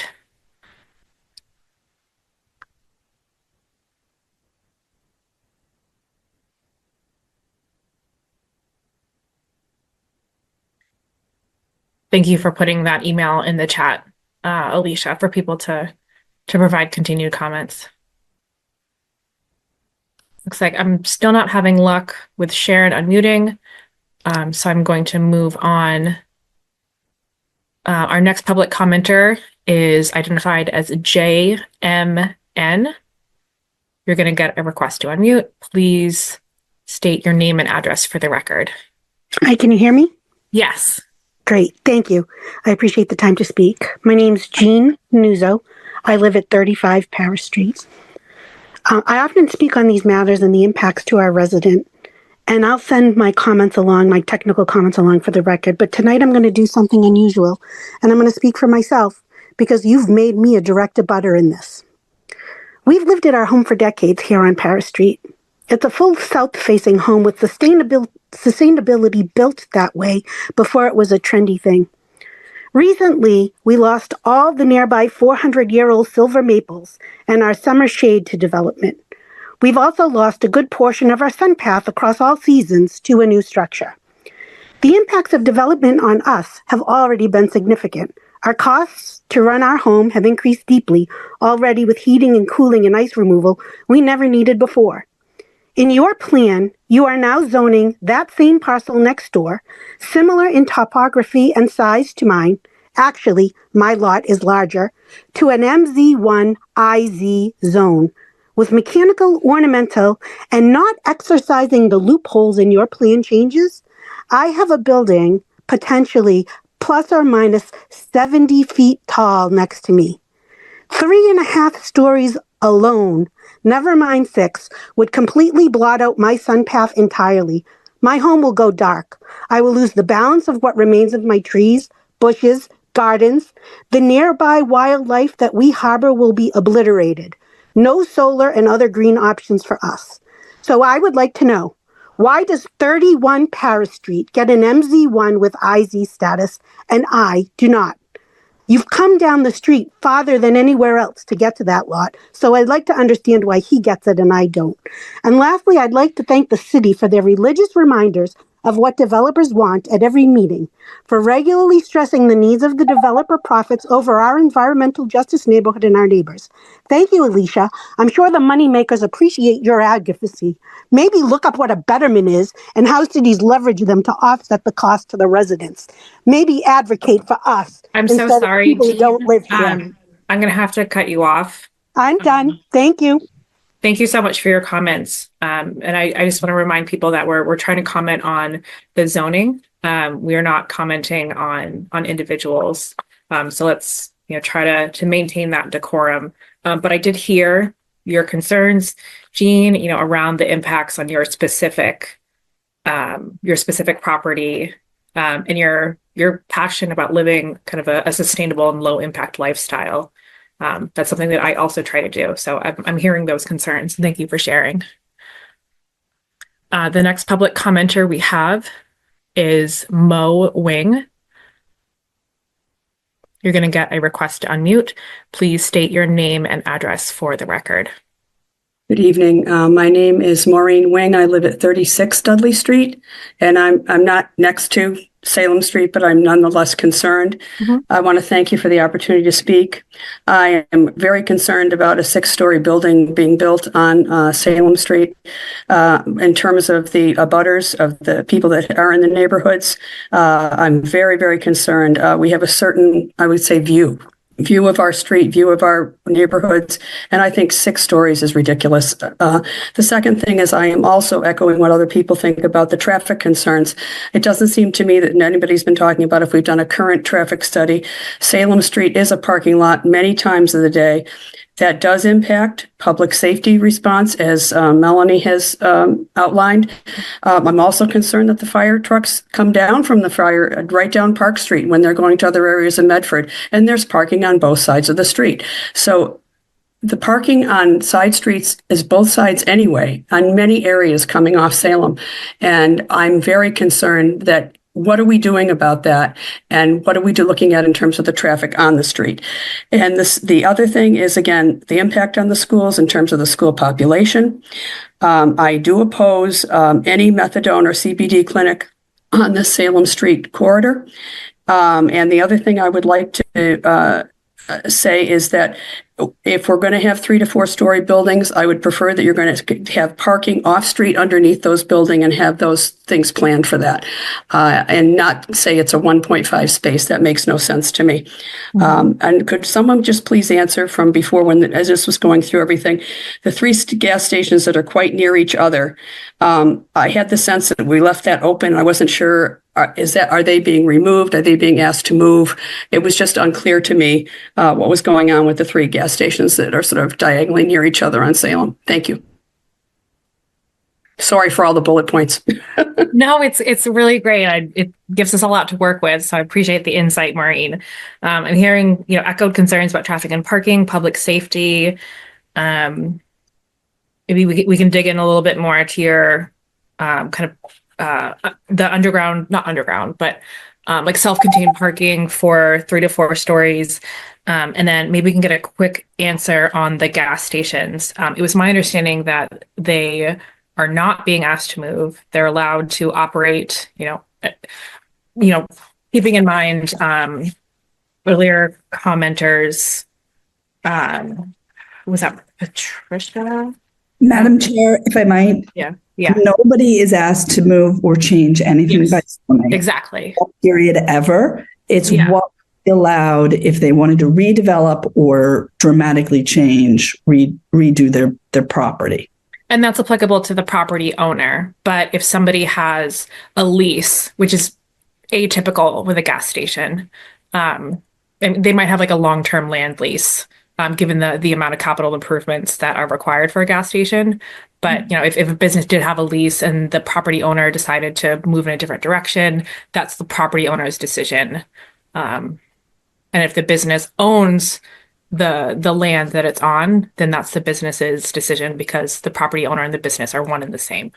Correct. But nobody would be asked to move ever under a zoning change. Yes, correct.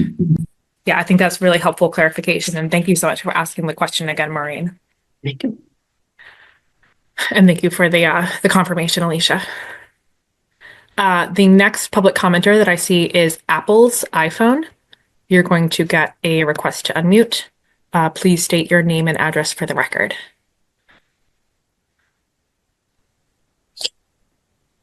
This is John Souza, 359 Winthrop Street. I'm going to echo off of one of the former commenters, specifically in regards to the step back. These are an architectural usage in specific climate areas that don't experience the same amount of freeze thaw that this neighborhood would be under, you're going to have significant water issues in every one of these buildings. No one on this board is going to care about that. The problem is, I don't believe there's a single licensed architect involved in any of these decisions. I'm not one of them. However, I do consult with them on a regular basis, and I see these issues often.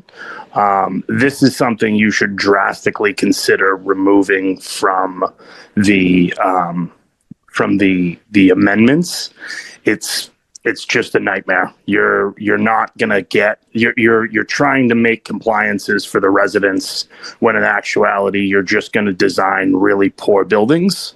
And further to that, I wonder if there will be any sort of aesthetic reviews on any of these buildings, such as products allowed to clad them with, or what will be, the longevity of each of these buildings. Has there been any sort of thought put into that end of the equation? That's all I have. Thank you, John. I appreciate your concern towards like the materiality and the aesthetics of these issues. I think that's a little outside the scope of zoning, but would want to get some confirmation from city staff on If that. it's outside the scope of zoning, why would it go into the planning end of it? We'll get back to you on that. Okay. But yeah, good questions. Thank you, John. So the next public commenter that I'm seeing is Anne. You're going to get a request to unmute. Please state your name and address for the record. Ann Sullivan, Central Ave. I just want to thank Paula and Emily for their presentation. I found it very helpful to understand the maps a little bit more and all of the codes and all of that. But one thing that it brought up, because again, I'm concerned with the same things that other people are, which is traffic, public safety, and parking. But have either of you or even the community or the development board walked down Salem Street from the Rotary to Fellsway? Have either of you, you don't have to answer it, but have you ever done a tour of Salem Street? Have you ever gone into Haynes Square and spoken with any of the entrepreneurs some of them have been there for years, and they have opinions about traffic, and they have opinions about no bike racks, and they have opinions about loitering, and they have an opinion about trash. Have you personally spoken to anyone in Haynes Square, which would be totally effective? And have you spoken to any residents? Have you observed trash on the street? Have you observed where people tend to park? I just think that your maps are wonderful, your information is wonderful, but there's nothing like boots on the ground. I do a lot of walking, so I walk around the area a lot, and I see a lot of things that could be improved. And I know that this is just zoning. It doesn't mean that a 6-story building is going to go next to every spot that's labeled, purple or whatever. I understand that. So my other question is, who is going to be encouraging this development? Is there a department in Medford that seeks to get the right kind of businesses here? Because what if it's all check cashing stores and, that type of business opportunity? Who is going to be really monitoring that we're bringing in what the residents want? And has anyone talked to them?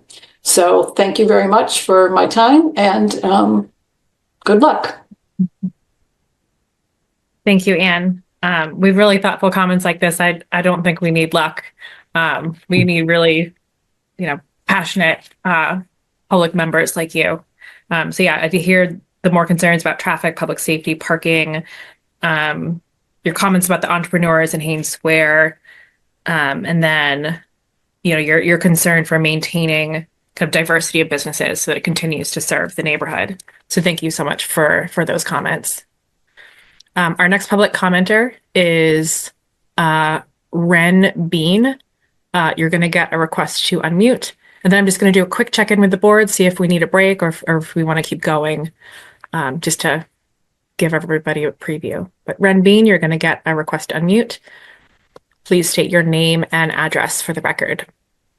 Hi there, Ren Bean from 37 Woodrow Avenue, just on the other side of the Rotary there from Salem Street. I'm generally supportive of the zoning effort here. I think there are a lot of details to wade through to get it right. I think there certainly is the danger that the city with good intentions sort of charges in and gives permission for development, and then it's outsized for what the infrastructure can handle. I think there were some questions about electric and sewer, and of course the traffic and parking, which all have merit. But my comments are specifically about the incentives. I wonder if there was financial equivalency considered in how folks can get the additional half and full stories. Because if I were a developer just quickly looking at this, I'd say, yeah, I'm going to do a fountain and a pocket park because there's no square footage on there.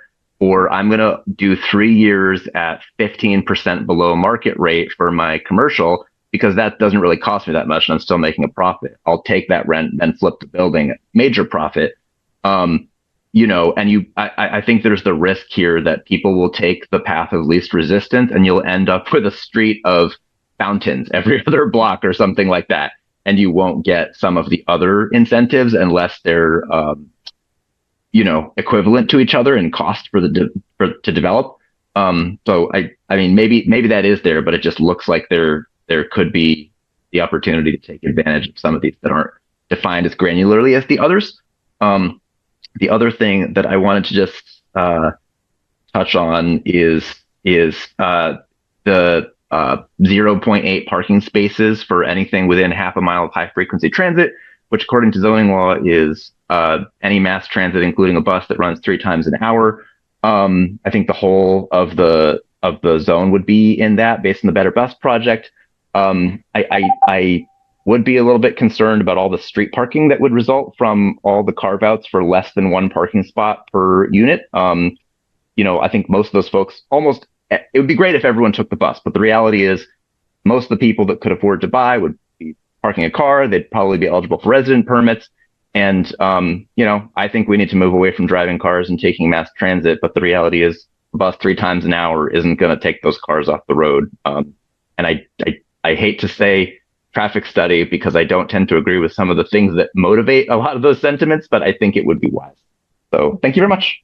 Thank you, Ren. I hear your insight in terms of like the kind of proportionality of some of these incentives, as well as maybe some concerns about the parking minimums. So thank you for sharing those. Real quick check-in with the board. Are we doing okay? Do we need a break? Want to make sure that we're all present. Okay, thumbs up. Okay. All right, seeing none. No objections. Thumbs up from Ari. Thank you. Thank you, Peter. All right. If there's no objections, we're going to keep going and continue with public comment. The next public commenter that we have is Bilbo. You're going to get a request to unmute. Please state your name and address for the record. Hello, my name's John Flagg. I live at 55 Garfield Ave. I don't have a lot of specifics. We really just started getting this information, kind of hard to go through it all where everybody has regular jobs. But one thing I wanted to just bring up, and I'm sure it was just type of verbiage you guys wanted to use, but Salem Street's not a corridor. Salem Street is a collection of neighborhoods. And it would be appreciated if it was looked at that way.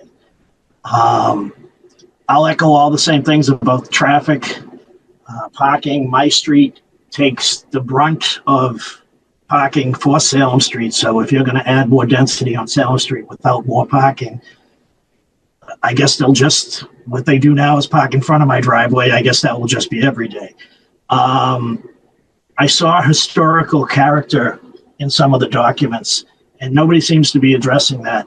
I just want to point out that the Sync 240 building has no relationship to any kind of historical character in Medford.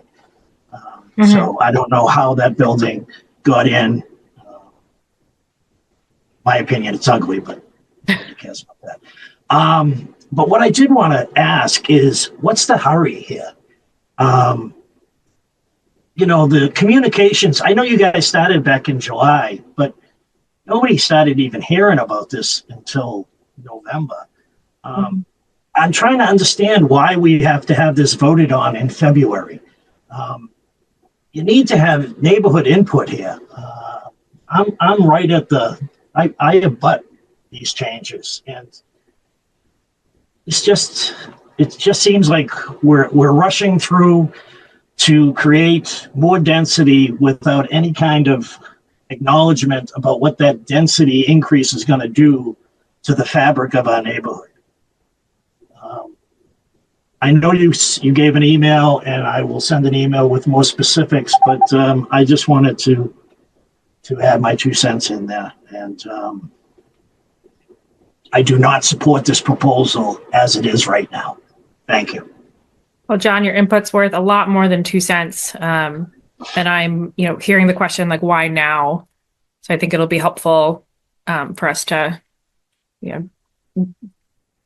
provide some more insight to help answer that question. Our next public commenter is Alyssa Nugent. You're going to get a request to unmute. Please state your name and address for the record. Hi, Alyssa Nugent, 98 Sheridan Avenue. I am generally supportive of these changes. I appreciate that you took time to go back and look at the marijuana use and the zoning for that. I don't think that should be zoned in this area. I have some concerns about traffic and all that, but specifically I have some concerns about the incentives to be able to build higher. It just seems like some of the options are very easy. A bench, the fountain. These are things that the developers would jump on to be able to have the extra stories, and maybe considering all of the concern with parking, maybe something like below ground parking should be more than a half story. Maybe that should be a full story to incentivize that.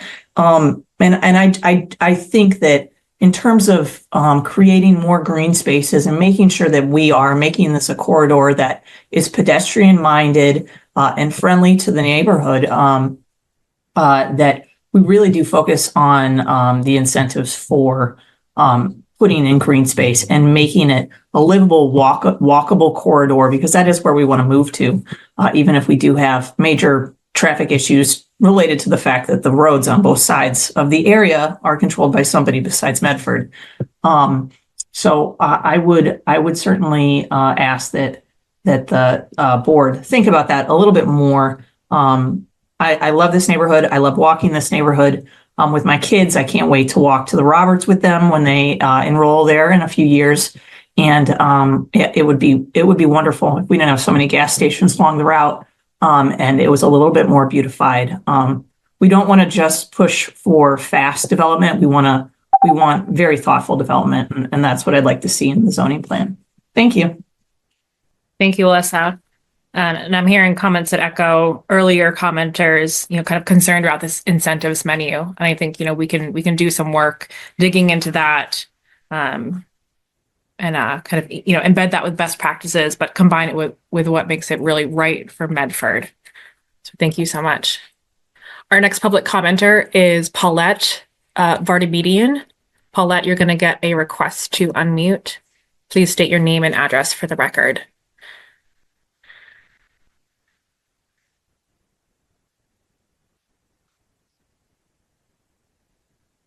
I'm going to send that request to unmute through again.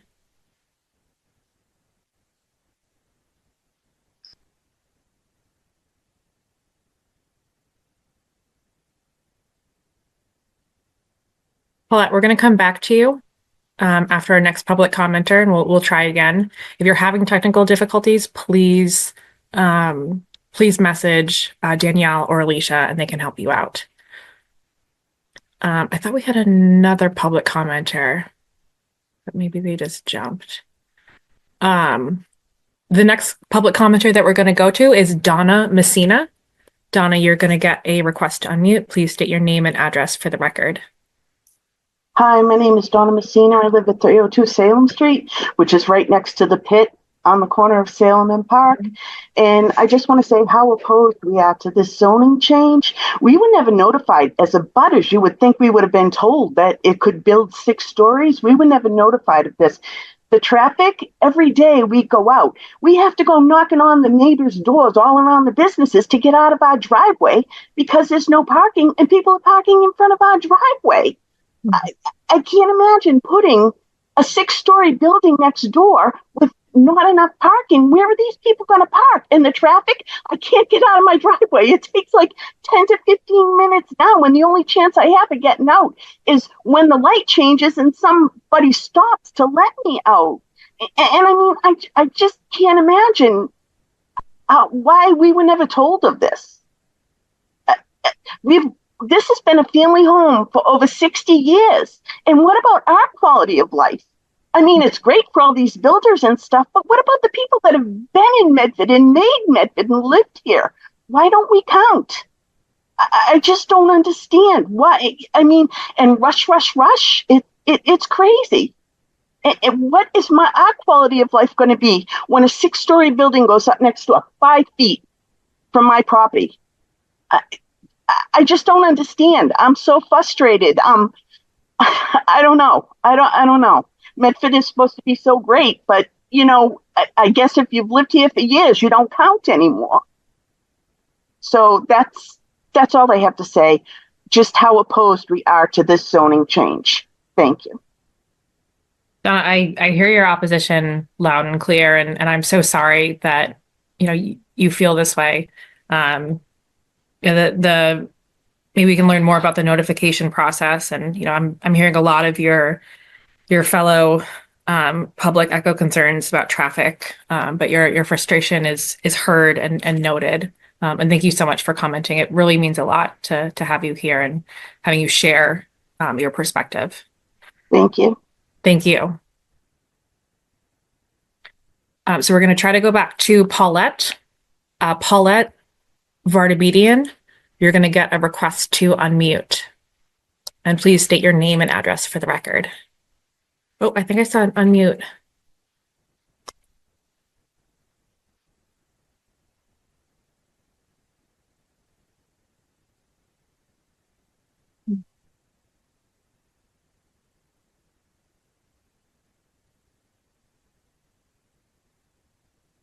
Paulette, it seems like we might be having trouble with the unmute function on your end. I'd encourage you to message Alicia or Danielle if you're having any technical difficulties. We really want to hear your public comment. So if hearing it tonight at the hearing is not possible, then I would encourage you to email the email address that's been dropped in the chat. And just quick note in the chat, please don't message the city board with any comments related to this matter. We want to make sure that we're respecting the process here, abiding by open meeting laws.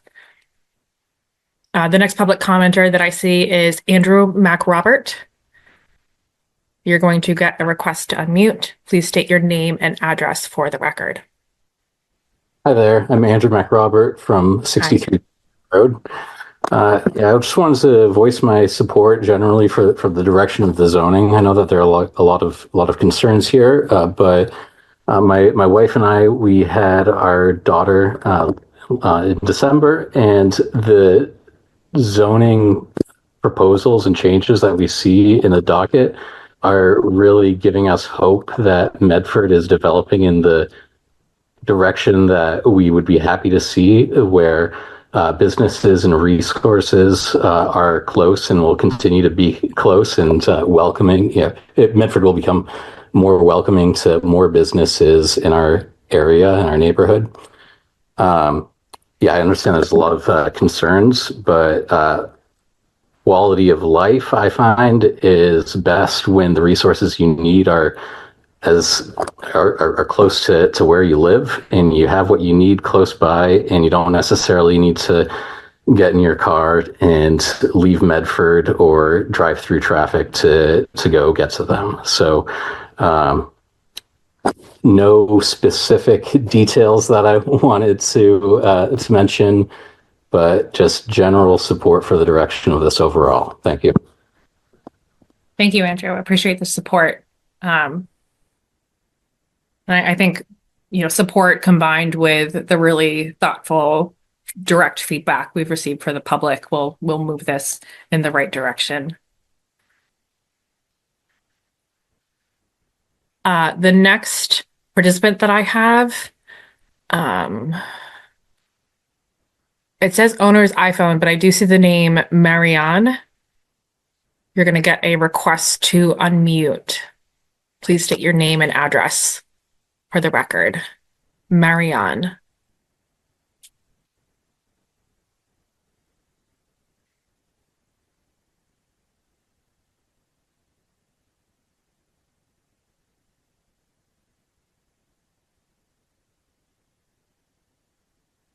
Marianne Tomaschuk.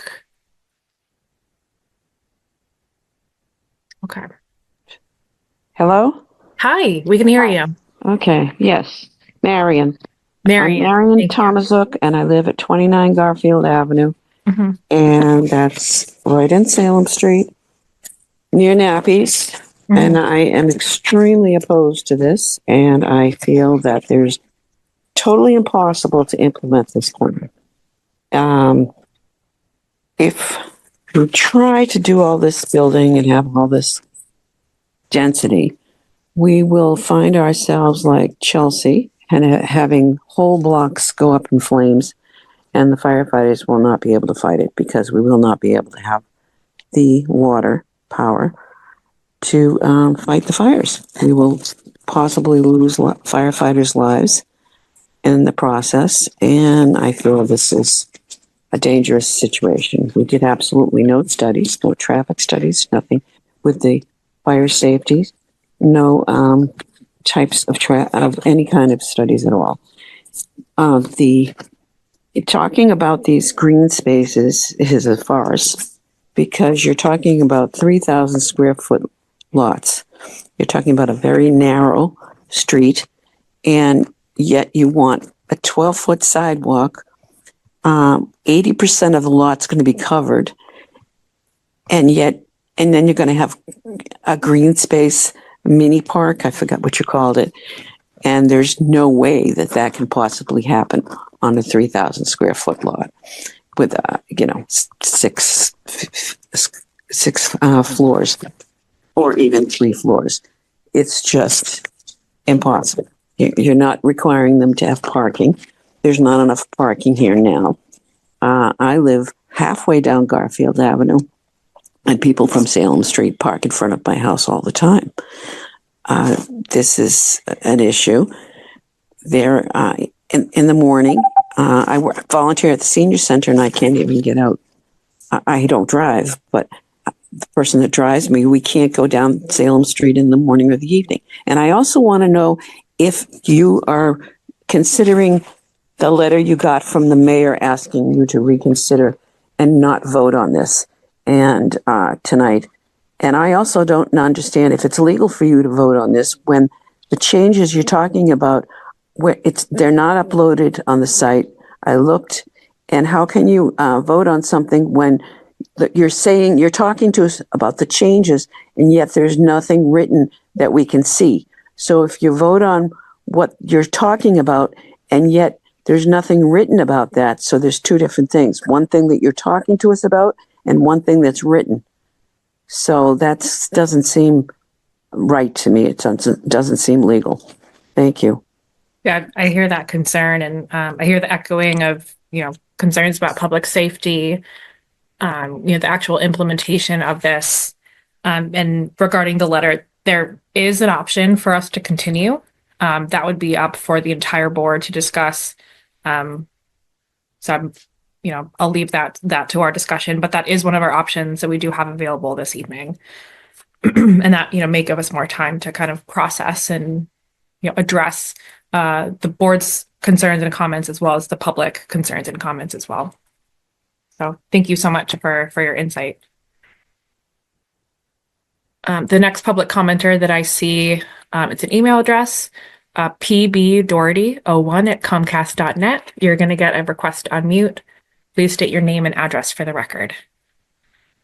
Hi, Patricia Brady Doherty, 190 High Street. Mm-hmm.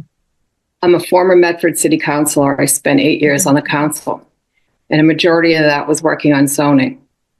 Even though I'm an attorney, it is such a nuanced field. I hired a Boston zoning attorney to walk me through it. So I think a lot of these people feel like they need to do that, and some of them, as you may have heard earlier, have done just that, and they should not have to be put through that expense. But what I'm hearing tonight is that no one's protecting the neighborhoods, and the overwhelming majority of these people have come forward to say they are scared, they're nervous, and they don't like what they see. It used to be that the city council had one motto, and that was protect the neighborhoods. What I hear from this city council is, and maybe from the mayor, and hopefully not, let's protect the developers. The only thing I think that you people can do tonight is take this off the table. It's impossible to fix. It is so overwhelming. It is so high. It is so dense. You are going to ruin the neighborhoods. And that should not happen. So I ask you to think very, very carefully about what you're doing and to consider who you're representing. You're representing the residents of the neighborhood, nobody else. You're not representing the OCD board or the mayor or the city councilors. Thank you. Well, Patricia, first of all, thank you so much for your service as a city councilor, and really appreciate you joining and providing comment tonight. And I think this echoes other comments in terms of why now? Let's be really thoughtful and intentional with this process. So thank you so much for providing those comments and that insight. You're welcome. The next public commenter we have is Lisa Korber. Lisa, you're going to get a request to unmute. Please state your name and address for the record. Hi there. My name is Kerber, 47A Sheridan Ave. Mm-hmm. I want to express my tremendous opposition to this plan. Mm-hmm. I feel the integrity of this area of the city will be destroyed. No one is thinking about the traffic, the parking, all things that have already been echoed. I've been here my entire life. I am now third generation in this city. Nobody's thinking about the children. Nobody's thinking about where the children are going to go to school. We have over 150 vacancies, apartment-wise, in this city to date. Why we need to put more housing, especially this area, and this area has a lot of empty apartments right now, is beyond me. There are things that have been done in my neck of the woods, friends' neck of the woods, that nobody's ever been, it's never been brought forth, and that's problematic. So I'm respectfully asking this committee to please table this, put it aside, get the neighbors involved, and let's have a discussion of realistic expectations. Protect the people that live here. Thank you. Thank you, Lisa. I appreciate the insight, the passion, the perspective. It's really helpful for us to hear this. So thank you so much for joining the public hearing.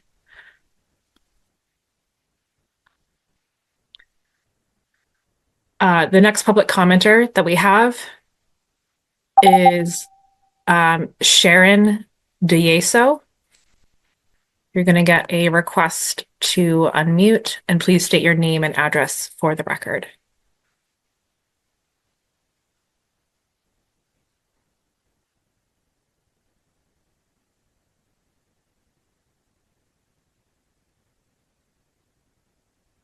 I'm going to send that request through again. Sharon, if you're able to unmute, please do so.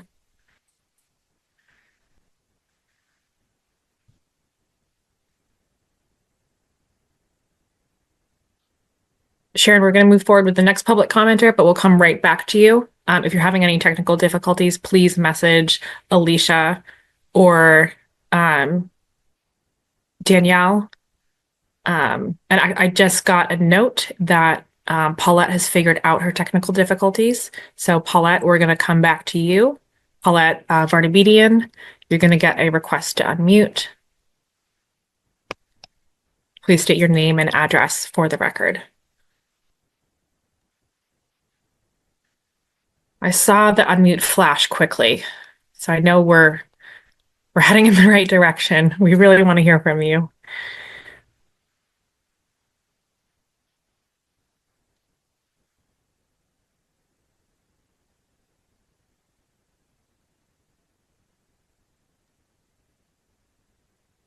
Well, it seems like we still may be having challenges, so we're going to move on to the next commenter. Sharon, it looks like you're online. You're going to get a request to unmute. Please state your name and address for the record.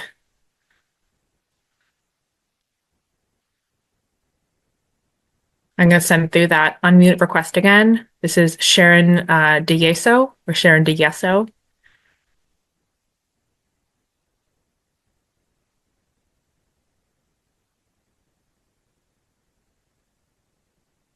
Sharon, you're still muted.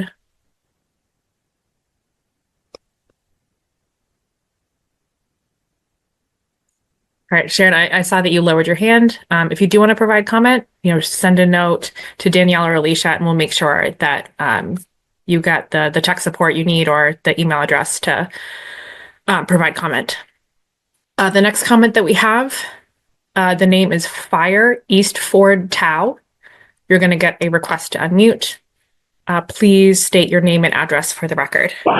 Hello, are we on? Yeah, we can hear you. Okay. Thank you, Miss. My name is Andrew Castanetti of Cushing Street. Thank you. In East Medford, Massachusetts. I get it. You want more development.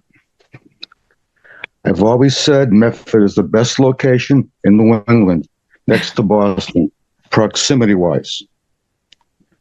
However, Salem Street is already a busy street.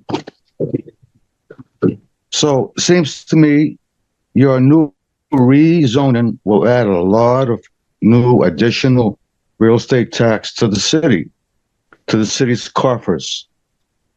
But will this new money lower our real estate tax bill at all?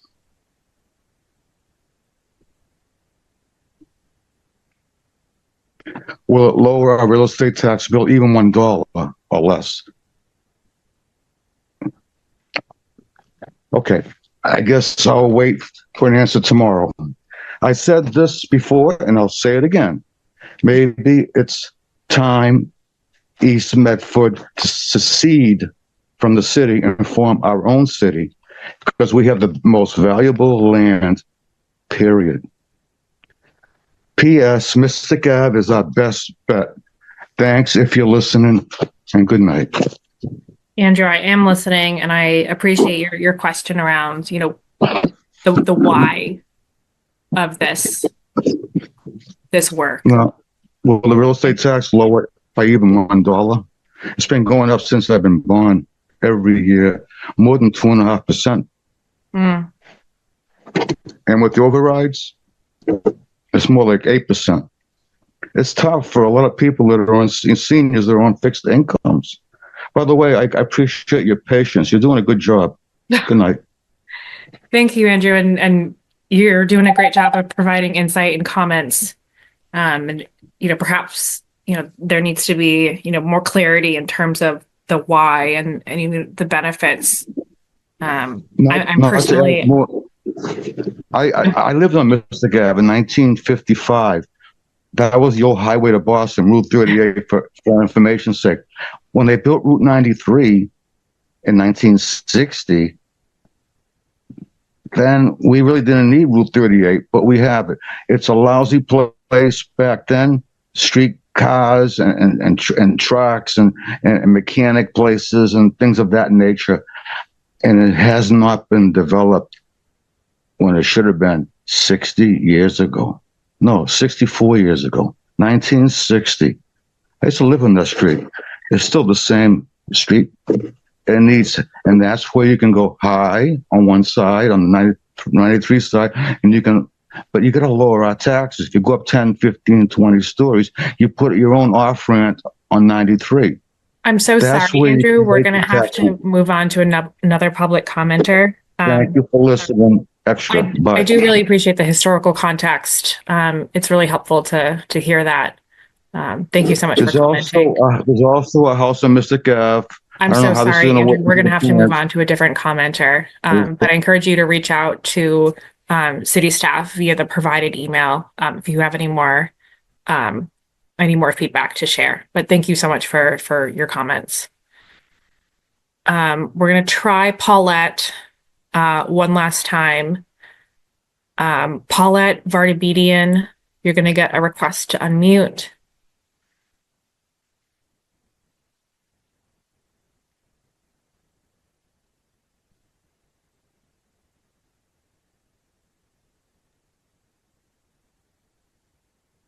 Seems like, unfortunately, technical difficulties may prevent us from hearing Paulette's comment this evening. But Paulette, I encourage you to reach out via the email address that has been provided. Danielle, I see your hand is raised. Have you heard from anybody that's had technical difficulties that we should go to, or anything else? Madam Chair, I'm starting to lose track of who is who, but I think Sharon DeYeso, did she speak? Or, because she had trouble unmuting. I see that it looks like she's unmuted. Unless she doesn't have a microphone, I'd have to check. Yes, that was,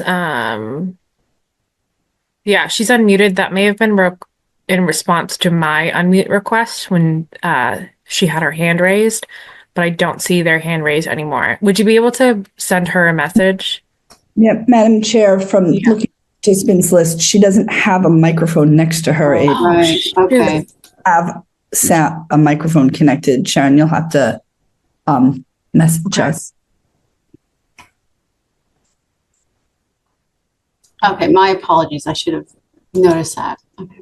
Yeah, that's a good flag, Alicia. And sometimes these Zoom meetings are great. But there are still some technical nuances there, and we appreciate everyone's patience. While we deal with those. Let's see. I don't see any more hands raised right now. Have we received any comments while we've been hearing from the public, Alicia or Danielle? Any emails that we should address? There are 3 new emails in there, but I haven't read them because I've been working the timer. Okay. And the first one is asking about particularly traffic studies. Has anybody done traffic studies? I think that we should just ask, Emily, to sort of just speak on the process, because from our development perspective, traffic studies are done on a case-by-case basis per project. But she could speak to it from a zoning perspective. And then please address the traffic flow problems. I haven't heard any answers yet. Mm-hmm. And then the third one was also from somebody who spoke.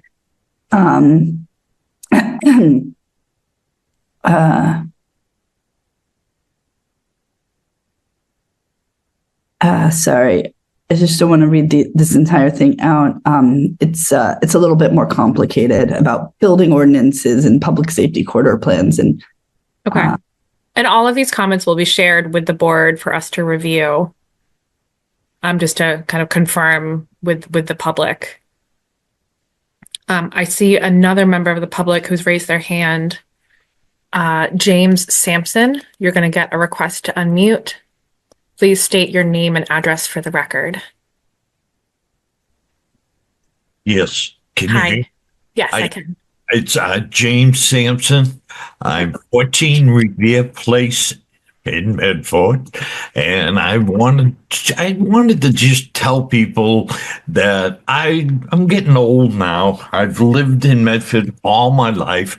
I've worked in Medford all my life, and I definitely think that Medford is losing some of the charm that I grew up with. It's becoming like a Malden. If you look at Malden Center is terrible compared to when I was a kid, and I just wanted people to know that I definitely am opposed to almost any change, but I definitely, living on this little dead-end street, it's tough to get off my street.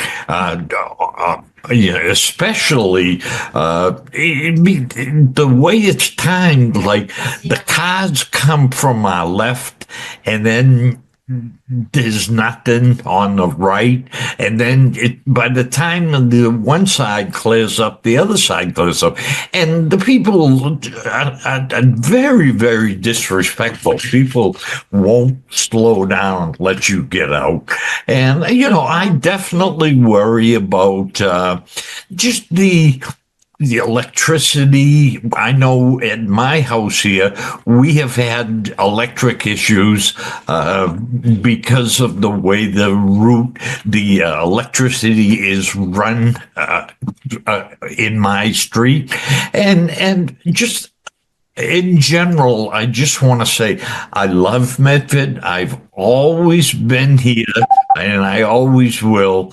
And my grandchildren are now here, and hopefully they're going to stay in Medford. So please consider this very, very carefully. Thank you. Thank you, James. I appreciate your affection for Medford. I share that affection, and I hope your grandchildren and their grandchildren can have a place in Medford, because it is such a great place to be. It is. Thank you. Thank you.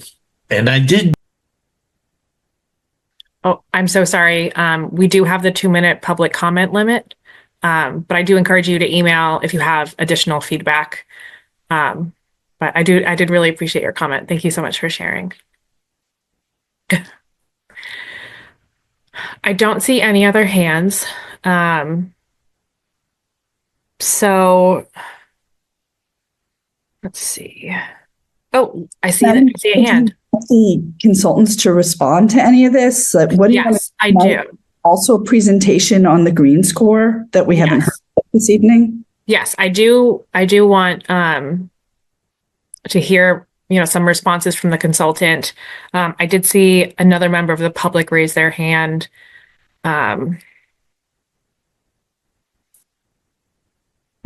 Sometimes I take a minute to think. It's this new thing I'm trying.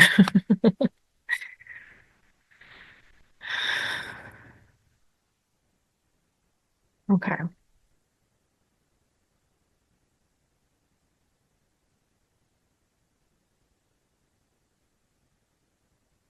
So we're going to go to the next member of the public. Lisa Serio, you're going to get a request to unmute. Please state your name and address for the record. Can you hear me? Yes. Hi, Lisa. Oh, I did this because I kind of tried to help Paulette through this to see if she could maybe get this, but okay. I'll do it with her when I see her phone, because I couldn't even find how to raise my hand for a second, and then I found it under reactions. But anyway, I wanted to say my name is Lisa, and I live at 18 Paul Road in Medford, which is not on the Salem Street area, but nonetheless, it's in the St. Francis area. I want to say thank you, Emily, and thank you, Paula, for your presentation. But I just wanted to also say that, yeah, I've lived in Medford my whole life, and it is always been convenient. Salem Street has always been convenient for me. If I need a hardware store, if I need food, if I need a drugstore, everything's there. You had a citizen say that he wants it to continue to be that way. It's always been that way. When you go to Haynes Square, you always can find everything that you need. So I just want, to assure him that this has always been the way it's been in Haynes Square. It's also even been a little bit more attractive because the square, Medford Square, Salem Street leads right into Medford Square. And Medford Square was always vital part of the city, which is now become like a dead zone, which I don't understand why nobody's really thinking about that area more than all the other areas, because Medford used to have a supermarket and we just used to have so many great, department stores, Woolworths, Grants, Bakers, shoes, everything. We had everything down the square. And now there's nothing down the square. So, I mean, it's great that you're thinking about Salem Street. And I agree, it's not a corridor, it's a neighborhood. But the square to me is really where, where we have to kind of be thinking and trying to figure out how to revitalize that. But anyway, that's all. I just wanted to make sure I could get through to you and, just to see if I could get through. But I do want to thank you because I thought the graphics were great. I kind of understood what's happening. I don't know if I agree with it, but at least I understood it. So that's it. I just wanted to thank you. And that's my comment. Okay. Thanks. Thank you, Lisa. I agree. I thought the graphics were great, and I appreciate your insight about specific points in the neighborhood that might need a little extra special attention. So, the feedback is heard. Thank you so much for speaking. And if you are able to help Paulette deliver her comment, we'd love to hear it, whether it's through email or some other means. But hey, I just wanted to let you know, normally I do these things in Medford, but I'm in Arizona doing this. It's incredible. Thank you for joining us. I'm amazing that I'm in Medford, but not in Medford. Anyway, that's it. Thanks. That is one of the benefits of doing these virtually. It makes it a little bit more accessible for people who, may not be able to join in person, but, we do have to put up with a couple challenges. Okay. So I would like to flip this back to Emily and Paula. The public has provided a lot of feedback, super rich, super valuable. But I want to open it up just to hear back any concerns. I think about 10 pages of notes. So there's a lot of material to cover, and, we'll at least use this as a starting point. So Emily and Paula, if you're able to address. Yes, thank you, Madam Chair. I also want to echo your comments about hearing from the public. This was extraordinarily helpful. Really appreciate everybody who took the time to be here today to provide, whether your feedback was a criticism or an affirmation or a request for information. All of it was very important. We really appreciate that opportunity to hear from you. So thank you all very much. I do want to address a couple of things. One of them is I was amused to hear the person talk about the firm from London. There is a firm in London that has the same name that we do. Problem of using a last name, right, is that there are people all over the world who might have the same last name. We are not affiliated with that London firm. We are a Massachusetts-based firm. We have just one office. We're up in Newburyport, so we're relatively local. But I did want to just clarify that misunderstanding. Apologies to the London firm, but they're not us. More seriously, I do want to address a couple of things. First of all, on parking recommendations. There were a few, we understand the frustration around parking. We do hear that. I did want to clarify, I think one or two people said something about not requiring parking. We have not changed the parking requirements. They're actually in the table of uses next to the use is how many parking spaces is required for each use. That's actually in the city's zoning ordinance right now. We have made no changes to those parking requirements. Somebody mentioned a parking requirement of 0.8 spaces per unit. That is an existing affordable housing requirement to promote affordable housing. That is not a change that we're making. We just brought it through because it's existing in the parking requirements. So just to clarify that. We heard a lot of concern about height, proximity to the existing residential, concerns about cutting off solar. I have heard from other communities too, the idea of cutting off air, cutting off solar, cutting off, creating shadow. We also heard that these step backs maybe don't work. It is a common thing to see in zoning, but that doesn't mean we shouldn't take another look at it. So I think rather than trying to answer those questions, we would like to go back, talk to the city planning staff, just have another look at some of those provisions and come back to you. That's why we are delighted to have public comment, is to understand how best we can answer some of the concerns. Do we need to make some modifications? We can certainly look at that. The other thing that I heard that was kind of similar in that we should take another look at it is there were concerns about the incentive zoning. Maybe some of these things were too easy. For the record, a single bench does not get you a story or a half story, although I could see how without specific square footages, some people might think that. So we can certainly take a look at that. We did look, I know Fountain was called out. We did look at the idea of the fountain because as being worthy of some of the space, because it's not just about providing the fountain, it's also the ongoing water costs, which should be paid by the developer or the property owner, the maintenance costs. Fountains do have to be drained in the winter and repaired and restored, so it's actually a more significant cost than it might look on the face of it. But all that to say that we're happy to relook at the incentive zoning and see if there are some adjustments that we should make in talking with, hearing the feedback from the board today or from working with the city planning staff. And I'm just checking my also 10 pages of notes to see if there's anything else specifically before I mention traffic. We did have one of the team members have been down Salem Street, so we've experienced some of the same issues. Let's see.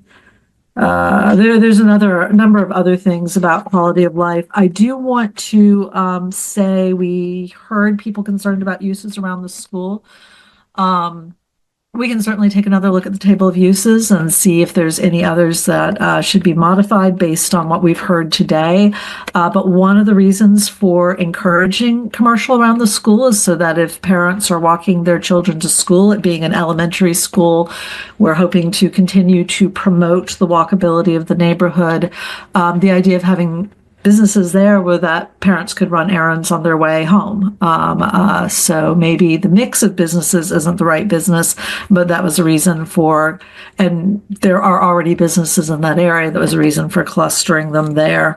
The sidewalk, I think I heard somebody concerned that by widening the sidewalk, we would be narrowing the road. No, just to clarify that, and maybe we can do another diagram to sort of bring that out. But the idea is that they would be, if the sidewalk is, say, 8 feet, they would have to add on another 4 feet on the private property as part of the development to make the sidewalk 12 feet wide. We were looking for a width that would be appropriate for all users, people talking and walking next to each other, somebody pushing a stroller, coming maybe towards somebody who is talking with a friend, somebody in a wheelchair, so that there's the ability to have a wide enough sidewalk to have all that activity, and maybe for some of the businesses, a little outdoor dining in the summer. But that's where the width came from. And then finally, I do want to address traffic, infrastructure, impact on public services. Hear you loud and clear. This is something that is always of concern in the communities that we're working with. I think Alicia spoke to it, Director Hunt spoke to it earlier. You don't typically do traffic studies in zoning. Where the traffic studies come in place is when a specific development proposal is they come to the city with a proposal, and the traffic studies are required at that point. So no, we are not traffic engineers. We are planners. We are urban designers. We have not done traffic studies as part of this, but we hear your concern. We will continue to talk with our client, the city, about those concerns, and we appreciate that. I think that's hit most of the sort of the high level questions. I noticed Paula was taking notes. I think members of the city staff are taking notes. So we will go back through, and anything that we feel that we haven't addressed, we're happy to talk about the ways to get that information out to people. Alicia, I don't know if there's anything on your side that you also want to address, or Paula, if you have anything else you want to add. Yeah, Alicia, Paula, if you have anything to add. Yeah, I would love to add, these are all very good questions. I have every one of you in here: Carlos, Dave, Maria Elena, Zachary, Cheryl, Klein, Julissa, Doreen, Melanie. I'm not going to read them all, but I have all your comments. I do understand that you're worried. You own a house, and it seems that we are modifying a lot. I just wanted to clarify certain things. The heights that we have are exactly the same as you have, except for the incentive zoning. The incentive zoning are only for the lots facing Salem Street. So if you're not facing Salem Street, you're going to have a 3 maximum if you're in MX1 and 4 if you're in MX2. So those two things I wanted to be very clear. Things like brewery, we do not allow in MX1 and MX2. Lab or research are not allowed. Marijuana, of course, are not allowed. Don't remember winery, but we can look into that. There are also other ordinances that are not in zoning that if it's next to a school, you cannot have a marijuana establishment next to certain distance to the school. So there are other things that protect, obviously, child and public safety. I just want to make sure that we understand that when we are talking about commercial 1, a lot of things can happen right now with your current zoning, and that is the hotel 15 stories high. So there are things that we do need to change, or that I recommend that it should be changed, because it does not, it's not what you have now. It doesn't protect. It is a lot of traffic. That's definitely adding traffic. Apartment 2 in the other side of Fellsway is 15 stories high and 6 stories all residential. So commercial 1 and apartment 2 are 6 stories by right, which we are not doing that. We're doing 4 plus the incentive zoning. So those things to make very sure. In the incentive zonings, I've heard great ideas. I think that we do need to do something about the distance, or so that we don't have a fountain every 100 meters.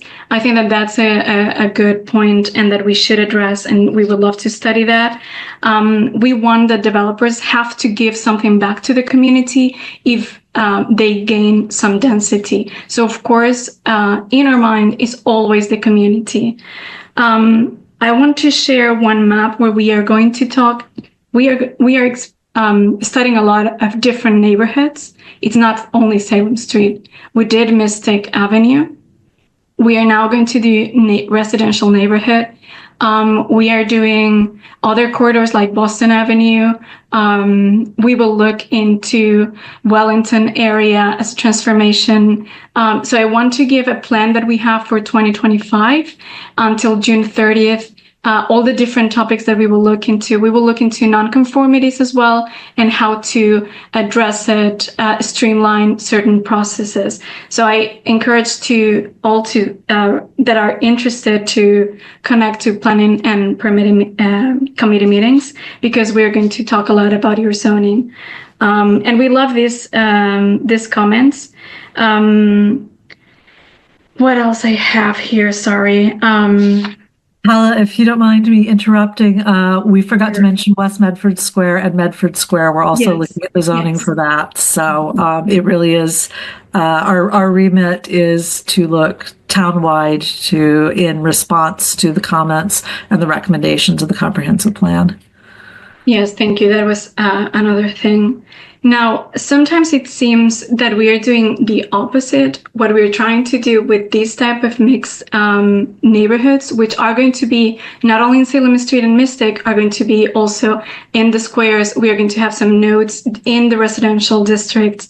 Is so we create this areas where you do need to do your basic needs, groceries, a cafe, a bakery, that needs to, so in order to make it more walkable. So we don't have one zone in the city and then the rest is residential. We try to do this mix so that it is more walkable and we need less car. So these type of developments, what it tried is to serve the neighborhood so that the people in the neighborhood would walk towards these stores and is not really traffic oriented. So those are some of the answers that I wanted to give. We also talked to the Department of Public Works. We told about that they are designing a new layout for the street. They do understand the problems that the street is facing, but it's not on zoning. That's on their side about their layout. But we did talk about this with them to see if there was any issues from their end. I think that's it. Yeah, I also heard comments about kind of the economic impacts. There was a question around taxes, impacts on businesses. Would love to have some more info on that. Alicia, I see you unmuted. Yeah, taxes. Sorry, Alicia, go ahead on that. I'd say perhaps some of the comments that I was going to offer sort of dovetail around that. So in the big picture way, we do have a Department of Economic Development that falls under our office. Our Economic Development Director was on here earlier this evening listening in. And so we do have people now, since 2021, who go out and recruit and look for new businesses and encourage different kinds of businesses to come in. I don't think I'm speaking let me just say that they have been working on that. And there are some things that are coming soon that are very exciting, particularly in Medford Square. And along those lines, we also work a lot with the Chamber of Commerce. And so the Chamber of Commerce held a coffee for businesses last week to talk about Salem Street zoning. And they mailed it out to chamber members, but the executive director of the chamber told me that she went door to door and flyered every business in Haynes Square and talked to business owners and tried to get them to come to that meeting that we were going to be talking about zoning in Haynes Square. And I do not believe that any of the people who were there for that Chamber of Commerce event were actually from Haynes Square. And she was very frustrated by that because she went and spoke to business owners throughout Haynes Square. I do walk and bike up Salem Street myself and have, in doing that, talked to some owners, business owners in Haynes Square about this. In particular, one who owns a building that would love to have apartments on top of his business. And he's previously been turned down by the Zoning Board of Appeals from doing that.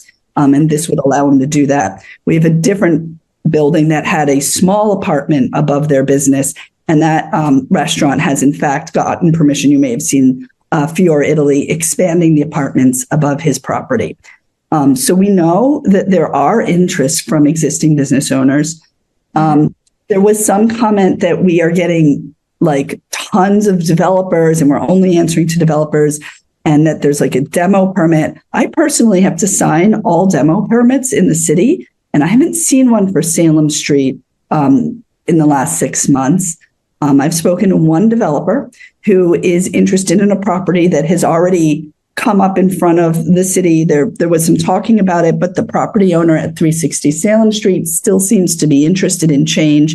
And the latest developer who's interested in his property wants to do ground floor commercial with 2 floors of residential above, which is not currently allowed by zoning, which feels that it would fit here. And the Park Street, the corner of Park and Salem, the pit, I'm sorry, it is. They have all the permissions that they need to build that building, and they've had them for more than 7 months. And I've been told that it's back on the market, being sold again. So there's just so much that we can do. We give somebody permission to build the building. If they don't build it, we really actually can't force them to. But I'm not aware of other development. And I will say that we strongly encourage developers to come talk to us about what's allowed, what might be allowed, how do you work with the city. So if other people on this call are saying, but I want to open a business, please reach out to our office. Our economic development staff want to help you. Or you know a developer and they they're not talking, they should talk to us, please. So thank you. That's really, really helpful insight, Alicia. And it seems like a lot of people shared like personal anecdotes or information that they've heard. And I would say, the best way to process that information is, share information with the city, because they can confirm. And it's helpful for us on the board to know specifics, just so we can have more context. I mean, Medford's huge. We can't be everywhere at once. I patronize a couple of businesses on Salem Street. I get caught in the gridlock on Salem every once in a while, and Massachusetts drivers have no mercy. So I definitely feel that pain.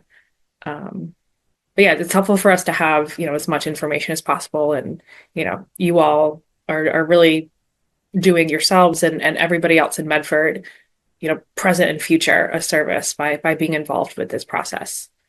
I do see a hand that has been raised. We are still in the public comment period.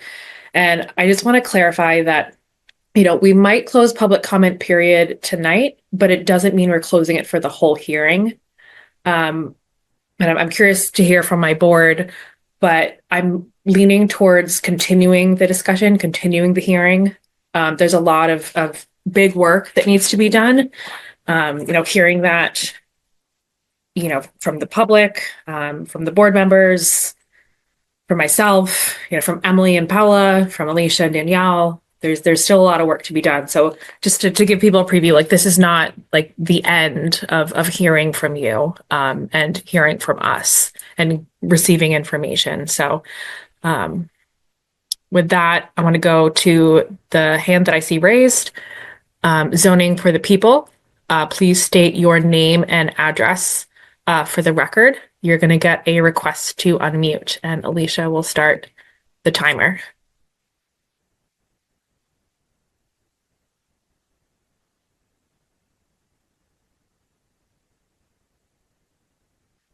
I'm going to send that unmute request again. This is for zoning for people.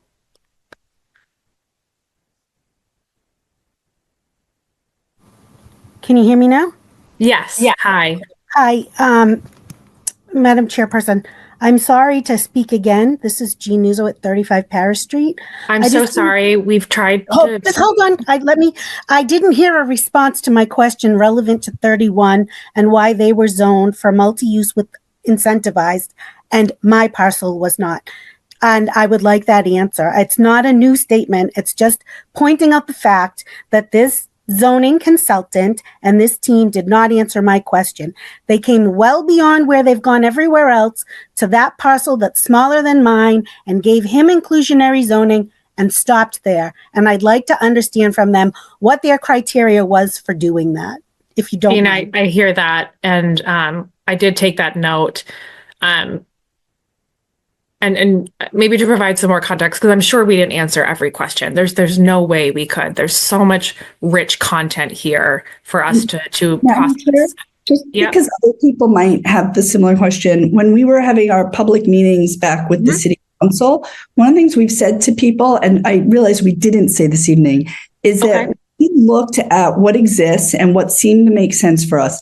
But if there is a property owner whose parcel is adjacent to this and they feel that their parcel is not correctly zoned, we are very open to that. Send us, your address and we can look at it and see if it should or should not be included, because the property owner's desire to be upzoned is a really valid one. So I'm saying this not just to that speaker, but to anybody who wanted their particular parcel. That is very helpful for us. And I'm hearing the address. Jean, I'm going to unmute you really quickly just to confirm the address so we make sure we have that crystal clear. I encourage anybody else who has a similar concern, reach out to the city. We'll go from there. Oh, shoot. I just accidentally muted you. So Jean, that address is 31 Parish Street. Is that correct? Paris, like France, they're 31 and I'm 35. Okay. That's why I couldn't find it. Okay. Awesome. Thank you so much. I really appreciate your advocacy for yourself. And thank you so much for your patience this evening. Sounds like there could be a path forward here that works for you. Madam Chair. Yep, Paula. There are no incentive zonings when they are not facing Salem Street. So this is an MX because it's already a multi-residential building. That's why it's MX1. We can obviously study if we include other abutters to that one, as Alicia said. The only thing is that these do not have incentives. The incentives are only for Salem Street facing lots. Thank you. And then to specifically ask about that property, as it is now, is it currently non-conforming? I need to. Okay. Yeah, we have to go back. So let's get back to that. If it's not, I hate a double negative, but if it's not non-conforming, then maybe there is little to no case to change the zoning for that specific parcel. Because I would want to. We did multiple tests of nonconformity. We can go back and check the maps. Yeah, for sure. And see what that looks like. So, Okay. But it's very helpful having the addresses. Thank you so much for providing them. I didn't quite hear it when you mentioned the address earlier. So thanks again to. Not that it matters, but my notes, you'll see some notes coming your way. So, Ari, I see your hand raised. I know you're feeling a little under the weather this evening. Is that what you're giving us a heads up on? I was going to, before calling it an evening, I was going to make a motion for a vote to continue this to a date certain. I think we've gotten a lot of great feedback, and at least to me, the very obvious next step is to go and do a bunch of work. And I'd like to make that motion, barring anyone having other comment. I see Peter's hand. So why don't I think procedurally, I do need to close the public comment period for this evening. Correct? No? Danielle's shaking her head. Madam Chair, no, you don't have to do that. Okay. You could just closing the public comment tonight. Yeah. I'm confused now. You just have to be a motion. You can just say, we're not going to take any more public comment tonight. Okay. But we're not closing it here. Okay. It's not taking any more tonight. Okay. And it has to be voted on. Yeah. And as a chair, you have the discretion to just do that. So I don't know what to do with my powers, I guess. And I appreciate everybody's patience. This is the second meeting where I'm chair. So you're doing great. We're all learning together, and I really appreciate everybody's patience. So at this time, Adam. At this time, we are going to close the public comment for tonight. That brings it to board deliberations. Ari, Ari, I heard your motion. Would you like to just make it again? Just to make sure we're kind of doing the right order of operations.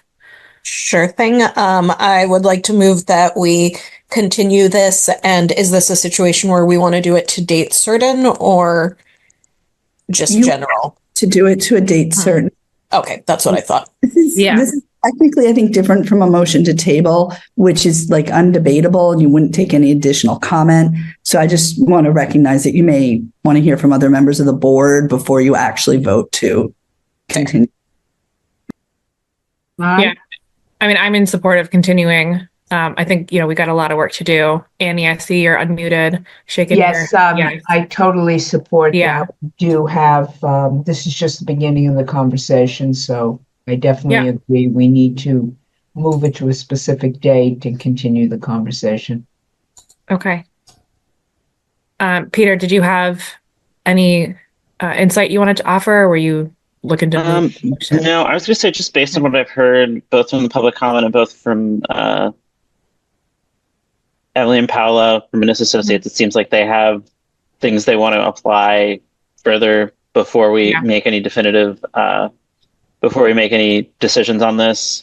But I would also just just an administrative point of clarification. When you opened the public hearing, it was for both Salem Street and the green score zoning, which we haven't yet heard about. Do we, for administrative reasons, need to hear the green score zoning because it's part of the same item? Or can we vote to continue just Salem Street and then hear the green score zoning? Or do we have to, are those two things linked? Yeah, I hear what you're saying. So Purely an administrative question, sorry. I mean, that's the really exciting part of this work, but very important. We have to do things the right way consistently, so that people know what they're getting into. Danielle, I see your hand. Did you have an answer to that? Or do you want me to go through one? Yeah, I can help you with the procedural question. So basically, it was two papers that were referred out of committee, but this is a phased zoning overhaul where we're breaking it up into bite-sized pieces. So you opened it. Yes. I mean, you could. And I included the green zone content as part of the open public hearing. So I guess we could technically close for this evening. I just want to make sure that's super clear. So we'd be continuing the public hearing. We didn't get to it. Yeah. I don't think that is a problem. And for as far as the dates, so the next one is February 5th. So Danielle, what you're saying is maybe we hold on the green zone this evening, and then as part of the continuation, because we are approaching 10 o'clock. We peaked in participants at 108. We've lost 60. I want to make sure that this is something that we have quorum for. Yeah, critical mass and full support and full participation around. So I like that approach. I'm curious to hear from the board if anybody has any objections. No, I think that's I think that's fine. I mean, like I said, I think from everything I've heard from both the public and from Emily and Paula, there's work to be done on this. So I'd prefer let that work be done, and when we deliberate on a finished product. Yep. That people believe is a finished product. Yep. Agreed. Yeah. Then, Adam, Sabrina, any thoughts? Yeah, can you hear me okay, Emily? Yes. Yeah. Okay. Sorry, I'm still in transit. Very, very compelling round of public commentary, very thoughtful and thorough, and I just want to convey appreciation. I also live just outside the square and consider the Salem Street corridor to be my neighborhood in many ways. Kids at the Roberts, the whole deal. So I just really appreciate everything that was said tonight. A couple highlights for me. I'll be brief. Honoring the residents and taxpayers as part of the process. Addressing the why and trying to really specifically outline the potential benefits. I think The consulting firm did that partially tonight, so I appreciate that, and hopefully we'll hear more of that. Definitely heard the concerns about traffic. The commentary around the Roberts being a really central part of this entire rezoning considered plan, public safety and services, and importantly, I'm glad we addressed it. Emily, you addressed it, and I appreciate that. Understanding parcel specific concerns, and I'll just put another plug in for if you have a parcel specific concern, please, make it known, reach out to the city, have the conversation. So definitely a lot more conversation needed. I'm supportive of revisiting the whole topic. Thank you, Ben. I have a thumbs up from Adam. Thumbs up, Sabrina. Cool. So at this point, I'm going to close the public comment period for this evening. And we're going to be looking for a motion to continue both the zoning topic and the green zone topic to a date certain, which looks like it's February 5th. I know that we have a continuance from Tufts University that evening. Do we have any other anticipated topics in front of the board that evening? Don't we have something up in that bridle path area? There's Madam Chair, yeah. through the chair, yes. There's the subdivision that still needs to be voted on, but that should be rather quick. It was just, basically the punch list from the city engineer, changes to the plans. And the Tufts one is a wild card. That is all that I believe that's the only items that are on the agenda.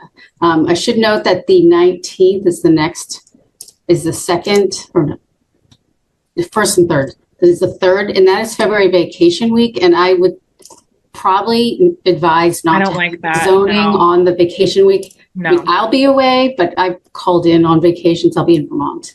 I don't think that. I think it would not be good for the residents. I agree. People are So going to be I out would of not town. continue to that date. Could we move it to the 26th?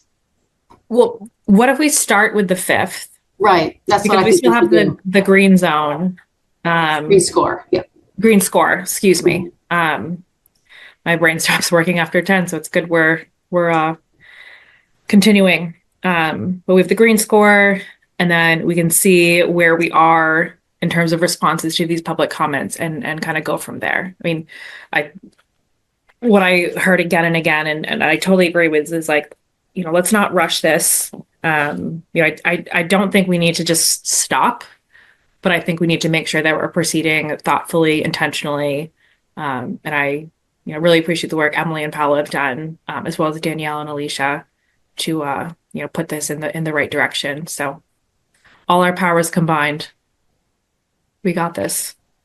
So again, I'm looking for a motion to continue. I'll make a motion to continue the discussion on the Salem corridor and on green on February 5th. Looking for a second. A second. Thank you, Peter. We're going to do a roll call vote. I'm just going to do them as I see them. Adam Behrens.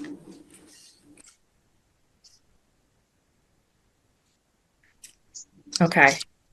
We'll come back to you. We might need. I'm sorry. I don't know what you're saying. You'll type yes. Is that acceptable for a roll call vote? Yeah. Okay. Okay. Thank you, Adam. Okay, the host unmuted me. Thank you. Yes, aye. Sorry. We need to get like Zoom signals for all of us to do, but thank you for the aye. Sabrina Alpino. Aye. Ben LaValle. Aye. Annie Strang. Aye. Ari Fishman. Aye. And Peter Kalfs. Aye. And I, Emily Hedeman, am also an aye.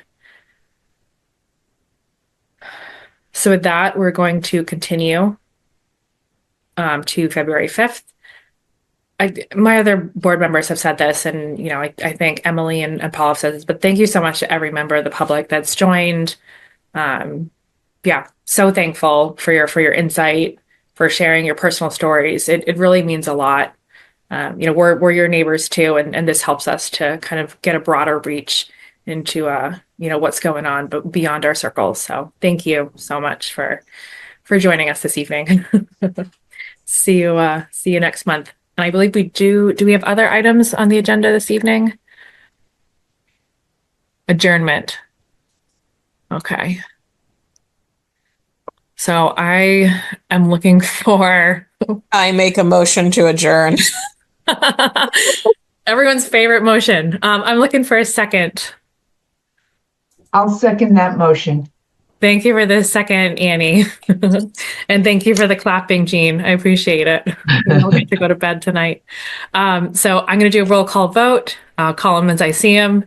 Adam Behrens. Aye. Thank There you go. Of course. Ben LaValle. Aye. Sabrina Alpino. Aye. Annie Strang. Aye. Ari Fishman. Aye. Peter Kalbs. Aye. And I myself, Emily Hedeman, am also an aye for adjournment. Great work, board. Great work, city. Great work, Ennis Associates. Thank you so much, public. We'll see you back here early Feb.